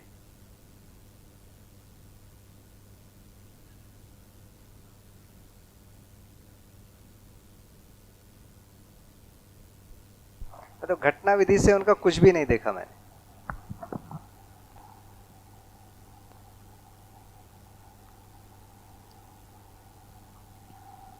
जैसे कोई आया, उन्होंने कुछ बोला, वो कर दिए, तो ऐसा लगता है कि बाबा जी उसको बिल्कुल सोच नहीं रहे। हम उसको सोच के शायद ना बोलते। तो ऐसा बहुत सारा हम लोग और हमारे और साथ के लोग बाबा जी से बहुत बहस करते थे कि बाबा जी हमको दिखता है कि वो आदमी ठीक नहीं है, तो भी आप उसके साथ अच्छा व्यवहार करते हो। तो बाबा जी बोलते थे ठीक नहीं है मतलब क्या है, हर आदमी तो सुधरना चाहता है। नहीं, इसके पहले वो 10 बार गलती किया है। ठीक है, 10 बार गलती किया है तो 11वें बार वो ठीक नहीं करेगा, ऐसा कि मैं क्यों मानूं? हम सोचते हैं 10 गलती किया है तो 11वां भी गलती करेगा। बाबा जी मानते हैं कि 10 गलती किया है, अब 11वां नहीं करेगा। इसमें तुमको क्या तकलीफ है ना? फिर ज्यादा होने से बोलते हैं ठीक है, तुमको वैसा सोचना है तुम सोचो, हमको वैसा सोचना है, तुम हमको क्यों रोकते हो? हम तो तुमको नहीं रोकने जाता हूं।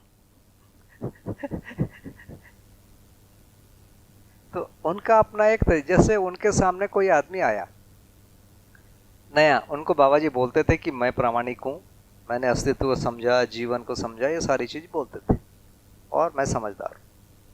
और उनको बोला कि आप भी समझे होंगे। ऐसा करके वो बात को स्टार्ट करते थे बराबरी में लाके। तो लगभग सभी सरेंडर कर जाते थे कि नहीं भाई हम तो नहीं समझे। तब बाबा जी बोलते थे ठीक है, समझना तो चाहते हो, समझदार तो बनना चाहते हो, हाँ चलो अब बात करो। तो उनके लिए 2 ही कंडीशन था, हम दोनों समझदार हैं या मैं समझदार हूं और आप समझदार होना चाहते हो। वो तीसरे कंडीशन में कभी बात ही नहीं की।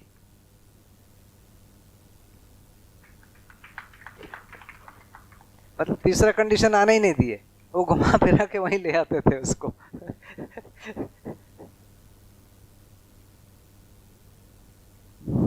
भैया अमरकंटक में ये वार्षिक सम्मेलन हुए हैं कई बार, हम 2 में तो हम भी गए हैं, और 5-5, 600 लोग आते थे। उनकी रहने की, खाने की तमाम व्यवस्था बाबा जी की स्वीकृति से या उनके प्रयासों से होती थी। तो उसमें उनको कैसा तनाव या कुछ दबाव या कुछ परेशानी आती थी या कैसे मैनेज करते थे?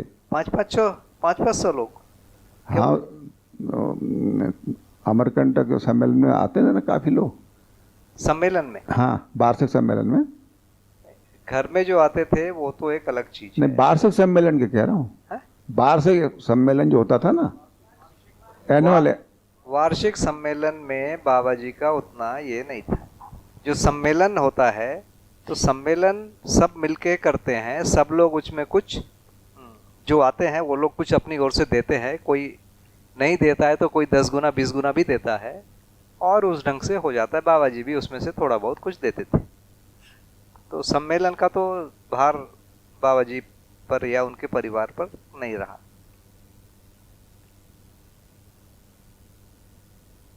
अरे अरेंजमेंट की तो चिंता करते ही थे ना, वो क्या चल रहा है, कैसा हो रहा है। उस समय तो हम लोग करते थे।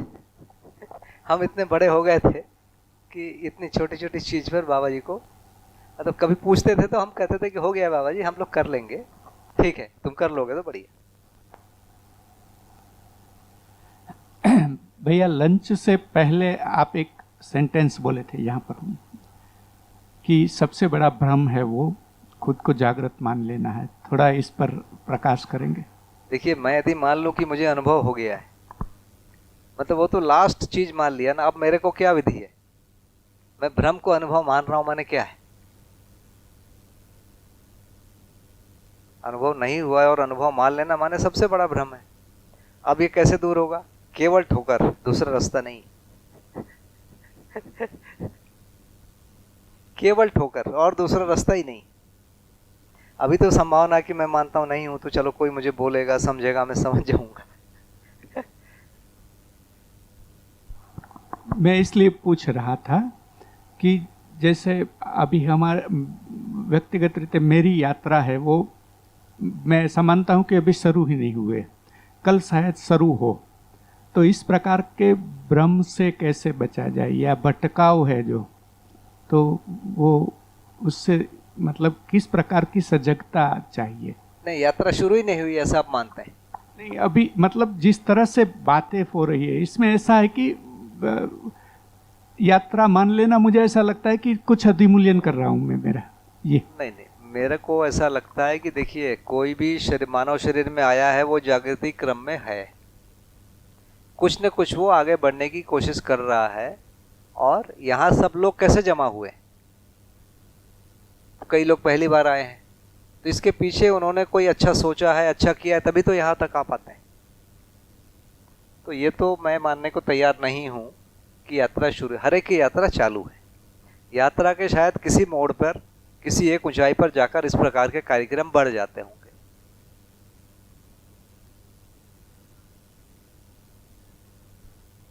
मैं ऐसा सोच रहा हूँ अपने बारे में कि भाई मैं बस स्टेशन पर खड़ा हूँ, तो अभी बस आएगी और यात्रा चालू होगी, इस तरह से सोच रहा हूँ।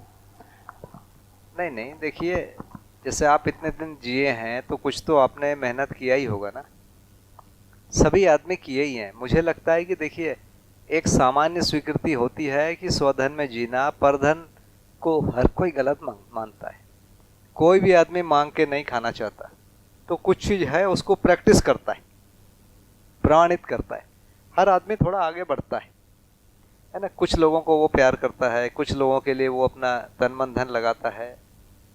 मुझे तो व्यक्ति मिलेगा ही नहीं, मुझे लगता है कोई, तो आगे बढ़ ही रहा है। जैसे एक डाकू भी मान लें, है ना, मान लो 2-4 को मार भी दिया होगा, लेकिन 2-4 को संरक्षण भी देता है, या ज्यादा लोगों को संरक्षण देता है, तभी वो जिंदा रहता है, नहीं तो लोग उसको मार देते हैं, है ना। तो मारने वाली घटना एक दिन या एक बार होती है, 2 बार होती है, लेकिन जो संरक्षण देने वाली घटना रोज रोज की है, वो रोज रोज सोचता है। तो इतना तो नहीं लगता मेरे को। डाकू भी देखिए अच्छा ही आदमी, मतलब अच्छा का मतलब बाबा जी बोल रहे ना 50% तो अच्छा है ही है हर आदमी ना, 51 तो उतना तो है ही। देखिए लोग इनके पीछे जी जान लगा देते हैं, माने कुछ तो वो ध्यान रखते होंगे ना भाई, हमारे पीछे तो कोई नहीं लगाता है।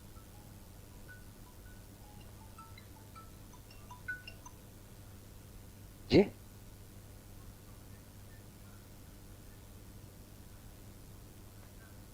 भाई, जैसे हत्यारा है तो कितनी हत्या किया होगा?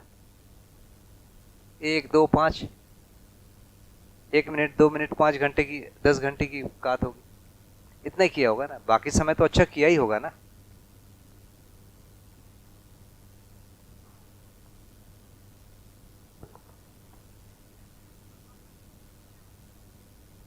नेगेटिव थॉट प्रोसेस चलता है, जैसे विज्ञान मानता है कि 49% नेगेटिव थॉट प्रोसेस होता है, तो इसको क्या इससे भी जोड़ सकते हैं कि 51 बाबा जी ने इसलिए कहा है कि 51% ठीक है?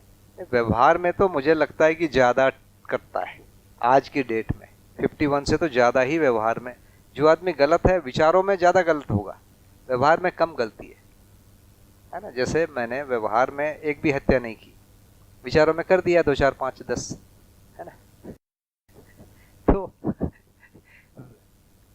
तो व्यवहार में हम कम खराब हैं, विचार में थोड़े ज्यादा खराब हैं। तो व्यवहार में 51 होना माने बहुत ही दरिंदा होगा तो भी वो 51 तक नहीं पहुंचेगा, उससे ऊपर ही रहेगा, 70, 50, 80 में ही रहेगा। ऐसा बहुत ही कठिन है। वो विक्षिप्त हो जाते हैं, जल्दी ही वो विक्षिप्त हो जाते हैं, पागल हो जाते हैं, माने नहीं चल पाते।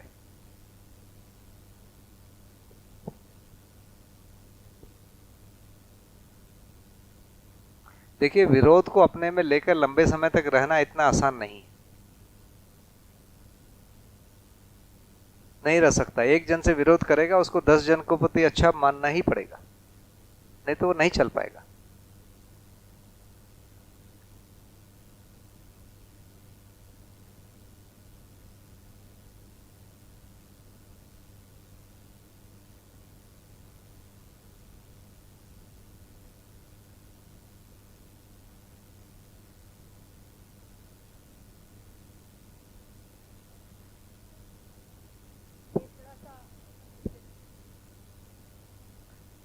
माइक को लगा दीजिए।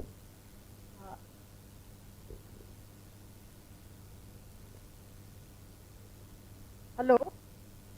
जैसे कि 3 अवस्थाएं हैं, जागृति की, सुषुप्ति की और स्वप्न की। तो कई बार ऐसा भी है कि रात को सोने से पहले जो स्वप्न होता है, मतलब सोते टाइम जो होता है, तो सुबह जब जागते हैं तो भी वही स्वप्न चल रहा है। तो कई बार तो ये होता है, तो इन दोनों में थोड़ा सा डिफरेंस बता दीजिए, क्योंकि सोते हुए भी तो जागते ही रहते हैं, हम जाग ही रहे हैं ना सोते हुए भी। और स्वप्न की अवस्था वो है जो हमारे सपने चल रहे हैं, और सुषुप्ति की। देखिए, स्वप्न जैसे अभी मैं बैठा हूं, मैं जिस तेजी से आपसे बात कर रहा हूं उससे ज्यादा तेजी से मेरे अंदर कल्पनाएं चल रही, क्योंकि मुंह से बोलने की स्पीड बहुत स्लो है, कल्पना उससे सैकड़ों गुना फास्ट है। इसीलिए हम बोलते बोलते भी उसको सुधार लेते हैं, तो कल्पना चलती ही रहती है। तो ये जो कल्पना है कंटिन्यूअस चलती है। नींद की जो हल्की नींद में ये सब कल्पनाएं चलती रहती है, और अचानक इसमें से कोई एक ऐसी कल्पना होती है जो बड़ी विशिष्ट हो जाती है, वो हमको याद रहती है। उसको हम बोलते हैं सपना देखा नींद की स्थिति में। जबकि सपने हम देखते रहते हैं और ज़्यादा गहरी नींद में चले जाते हैं तो उस समय हमको सपने नहीं दिखते या विचार वाला चीज़ आता नहीं है, क्योंकि मेधस्तंत्र को आराम मिल गया है। तो उसमें मेधस्तंत्र पूरा सोया नहीं रहता है, जो स्वप्न का स्टेज है। जो गहरी निद्रा में मेधस्तंत्र बढ़िया अच्छे से सो जाता है। तो हमारे जीवन में कुछ भी हो रहा है उसको हम मेधस्तंत्र के साथ ही पढ़ पाते हैं। जो कल्पनाओं को देख रहा हूं, तो मैं सीधा अपने चित्रण को नहीं देख रहा हूं, मैं मेधस्तंत्र में उस चित्रण को देख रहा हूं। तभी हमारा मेधस्तंत्र थकता है। जैसे मुझे बोला कोई कि एक ड्राइंग बनाओ, तो ड्राइंग में ऐसा सोचता हूं कि मैंने कल्पना में बनाया, कल्पना में नहीं बनाता, ये खोपड़ी में बनाता हूं, मेधस्तंत्र में बनाता हूं। तो प्रैक्टिस हमको पहले क्या कराते हैं, पहले हमको स्लेट पेंसिल में प्रैक्टिस कराते हैं, पेपर में। जब ज़्यादा प्रैक्टिस हो जाती तब हम खोपड़ी में बना पाते हैं। छोटा बच्चा नहीं बना पाता। हम लोग अभी इस लेवल पे हैं कि हम खोपड़ी में बना लेते हैं। वही प्रैक्टिस करने के बाद जो लोग ज़्यादा पढ़ते लिखते हैं उनकी वो प्रैक्टिस हो जाती है, वो कल्पना में ही सब बना लेते हैं। तो ये वही प्रक्रिया है कि ये सारी चीज़ें हम कल्पना में ही करते रहते हैं और ये अभ्यास हो जाता है। तो नींद जिसको हम बोल रहे हैं या सपना जिसको हम बोल रहे हैं, सपने में, कल्पना में या मेधस्तंत्र में ही हम देख रहे हैं, तो मेधस्तंत्र का थोड़ा पार्ट जगह होना जरूरी है। गहरी नींद में वो दिखना बंद हो जाता है, क्योंकि मेधस्तंत्र का आराम हो गया, निद्रा जिसको हम कहते हैं। देखिए, आप सिंपल, जैसे हम कमरे में सोते हैं और दोपहर के समय सोते हैं, हमारा कमरा दरवाज़ा खुला हुआ है, तो नींद में रहते हैं, जैसे दरवाजे में कोई आता है हम जग जाते हैं, ठक ठक भी नहीं करता है तो भी, वो एक लेवल की नींद है। और जब दरवाज़ा बंद करके सो जाते हैं तो एक अलग उससे गहरी नींद आती है कि हम उसमें तैयार रहते हैं कि अब सो गया। तो ये जो सेटिंग है हम धीरे धीरे करने में सक्षम हो जाते हैं। जो लोग प्रैक्टिस करते हैं या जो थोड़े बड़े हो जाते हैं आयु में, वो सफल हो जाते हैं। अभी 3-4 दिन पहले की बात बता रहा हूँ कि मेरी बेटी ने बोला कि वो सुबह उठ के पढ़ेगी। बोला बढ़िया, कब उठोगे? बोलो मैं तुमको उठा देता हूँ और मैं भी तुम्हारे साथ जगूंगा, उसका उत्साह बढ़ाने के लिए। तो बोले कि नहीं, तुम्हारा जो है, तुमको दिन भर लोगों से मिलना पड़ता है, तो तुम सो जाना और मैं अपना पढ़ लूंगी, ठीक है। तो एक दिन वो उठी, तो जहाँ पर मेरा मतलब सोने का जगह है वहीं पर उसका पढ़ने की जगह है। तो आके मेरे को उठाई और मैं उठ के दूसरी जगह चला गया, सो गया मैं। उसके बाद सुबह मैंने पूछा कि तुमने मुझे कितने बार जगाया? तो बोली एक बार, और ऐसा लग रहा था कि तुम केवल मेरी आवाज सुनने के लिए ही वेट कर रहे हो, उठ के तुम चले गए। उसको कई बार उठाना पड़ता है, वो नहीं उठती। तो हमारा ये अभ्यास हो गया। तो ये जो चीज है, ये उसको असर होता है कि तुम कैसा ये कर लेते हो, मैं क्यों नहीं कर पाती। तो ये एक आयु में सबको हो जाता है, या जो भी जिम्मेदारी लेते हैं सबको हो जाता है, हम कोई खास नहीं है। उस आयु में नहीं होता है, उसके अंदर वो जिम्मेदारी अभी नहीं आई। तो धीरे धीरे हम अपने ब्रेन को ऐसा कंट्रोल करना सीख जाते हैं जब अभ्यास होता है, जरूरत होता है। ये अभ्यास है जी। लो भैया, एक अभी विचार आया मेरे मन में और मेरी घटना भी है ये। एक ऐसा धन है जो मेरा निकल गया, चोरी हो गया या किसी ने चुरा लिया, और एक धन एक ऐसा है कि जो मेरे को मिल गया। वो किस कैटेगरी में आएंगे दोनों धन? जैसे स्वधन कोई मिल गया, माने कोई एक नहीं, जैसे मैं जा रहा था ट्रेन में, मेरा बैग चोरी हो गया, उसमें धन था, चोरी हो गया, कोई लेके चला गया। मैं रोड पे जा रहा हूँ, मुझे किसी का बैग मिल गया और वो उसमें धन था, वो मैं ले आया, तो वो किस में काउंट होएगा भैया? देखिए भैया, दूसरे का धन मिल गया वो तो परधन ही कहलाएगा। ये 100% है। इस पर क्या करना होगा? पर धन का जो आया, अब कोई भी नहीं है, मेरे को रोड पे उसका मिल गया बैग और उसके अंदर पैसा था। हाँ, यदि उस पर किसी का एड्रेस नहीं है, कुछ नहीं है, कुछ नहीं है ना, तो आप ऐसे जो सार्वजनिक जो अच्छे काम होते हैं उसमें डाल सकते हैं। वो तो हमने डाल दी दिया, चलो भाई ठीक है, अपना नहीं है, मंदिर में डाल दिया हो। हाँ, पर जो मेरा निकल गया वो क्या था? अब उसके लिए क्या करोगे? मानव परंपरा में ऐसा कोई चीज है? हाँ, तो कुछ लॉस तो होता ही है, वैसे कुछ मिलता भी है। पर किसी विद्वानों ने बोला है कि भाई ये तो तुम्हारे संस्कार थे, उसने किसी का आपने कर्जा देना होगा, वो लेके चला गया, तो ऐसा भी कुछ होता है? नहीं, उसको संस्कार नहीं देखिए। देखिए, जब हम पैदा होते हैं तो हमको एक घर मिलता है रहने को, हाँ, है ना, हमको भोजन के लिए माँ का दूध मिल जाता है, हम कुछ नहीं किए रहते हैं, हाँ, कपड़े मिलते हैं, 4 लोग हमको देखने के लिए होते हैं, ये कहाँ से मिल रहा है? तो हमको मानव परंपरा में बहुत सारी चीजें मिलती है जो हमने नहीं किया। ये मोबाइल, ये जो कॉर्डलेस और ये सारी चीजें हमको मिल गई, हमने नहीं बनाया। तो मान लो 1-2 चीज हमसे निकल भी गई भाई, तो क्या गया? थोड़ी उदारता तो रखनी पड़ेगी ना। लो, जैसे दुख हुआ, धन चला गया, दुख हुआ, तो उस दुख को बांटने के लिए बहुत से कहते हैं ठीक है यार, उसको कर्जा देना था, निकल गया। देखिए, तो अपन ऐसा माने या नहीं माने, या भाई यही माने कि हाँ भाई ठीक है, बस हो गया, कुछ था, निकल देखिए, गया। जिसके पास अब खाने कोई नहीं है या छत चला गया, ऐसी जगह में तो ठीक है, उसको परेशान होना स्वाभाविक है।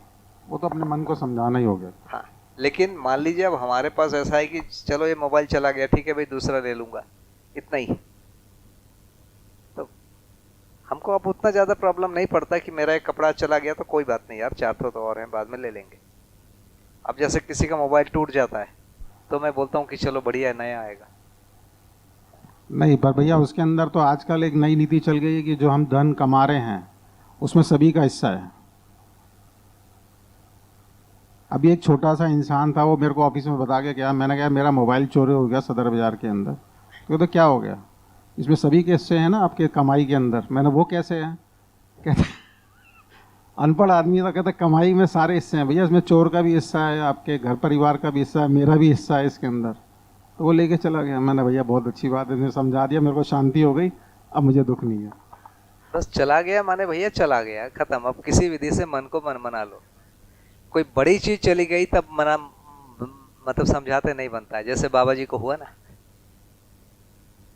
3.5 साल पत्ते खाने पड़े और कई साल ऐसा हुआ, तो वो एक होता है, सबको होता है, वो ज्यादा बड़ा हो जाए तो।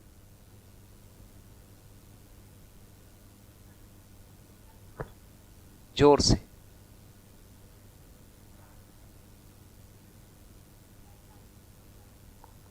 मेरे कान थोड़े कमजोर हो गए।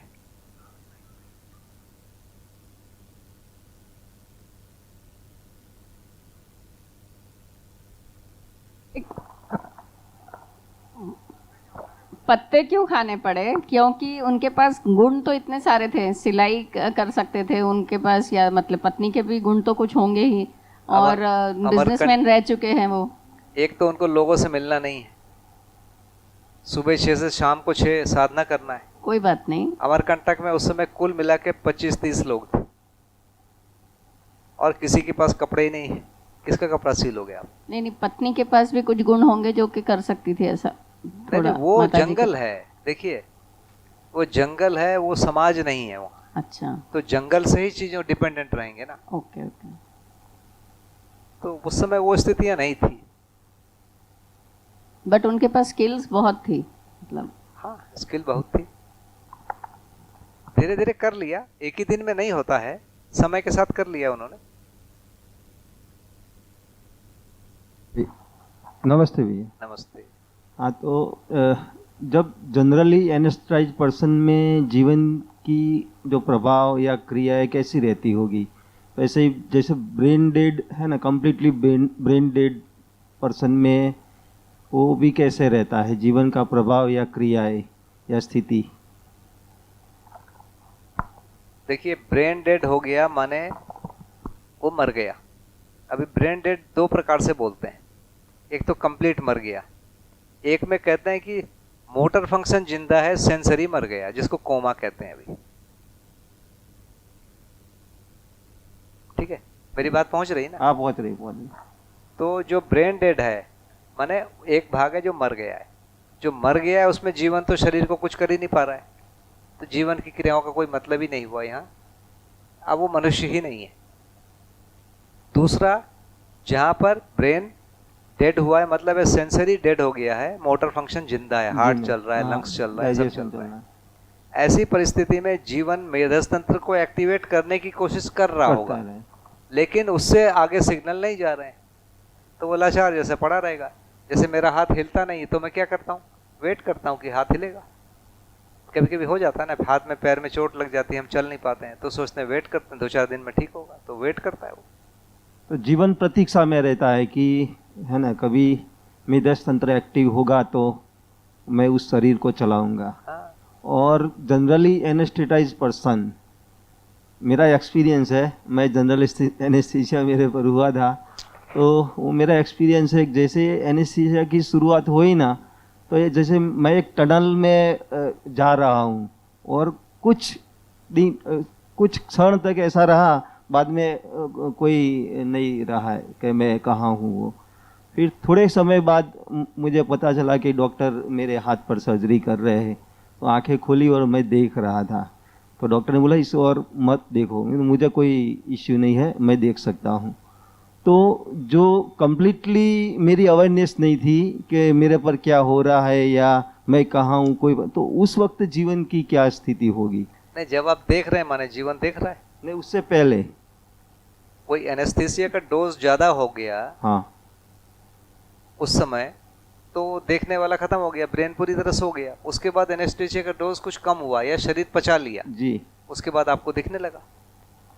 तो जीवन वहाँ पे कुछ क्रिया में नहीं रहता होगा ऐसा? नहीं, कैसे करेगा? जैसे मैं इसको देख रहा हूँ तो देख रहा हूँ, उतना है ही नहीं कि केवल दिखने वाला रहता है और करने वाला नहीं रहता। मतलब काफी सीमा तक ब्रेन को दबा के रखा गया। जी जी, धन्यवाद।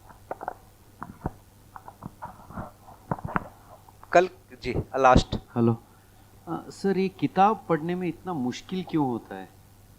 मानो हर शब्द हर वर्ड कितना बार भी पढ़ो तो ऐसा डाइजेस्ट नहीं होता है ना। तो एक तो नया वस्तु है, दूसरा एक नए स्टाइल में लिखा गया है, वो स्टाइल हम उसके हैबिचुअल नहीं है, और वस्तु भी नया है ही है। क्योंकि नॉर्मल हम हिंदी पेपर पढ़ते हैं या हिंदी मैगजीन, वो हिंदी एकदम सरल रहता है, तो ये इतना टफ हो जाता है। आप हिंदी में फिजिक्स की किताब पढ़िए, आपको समझ में आ जाएगा।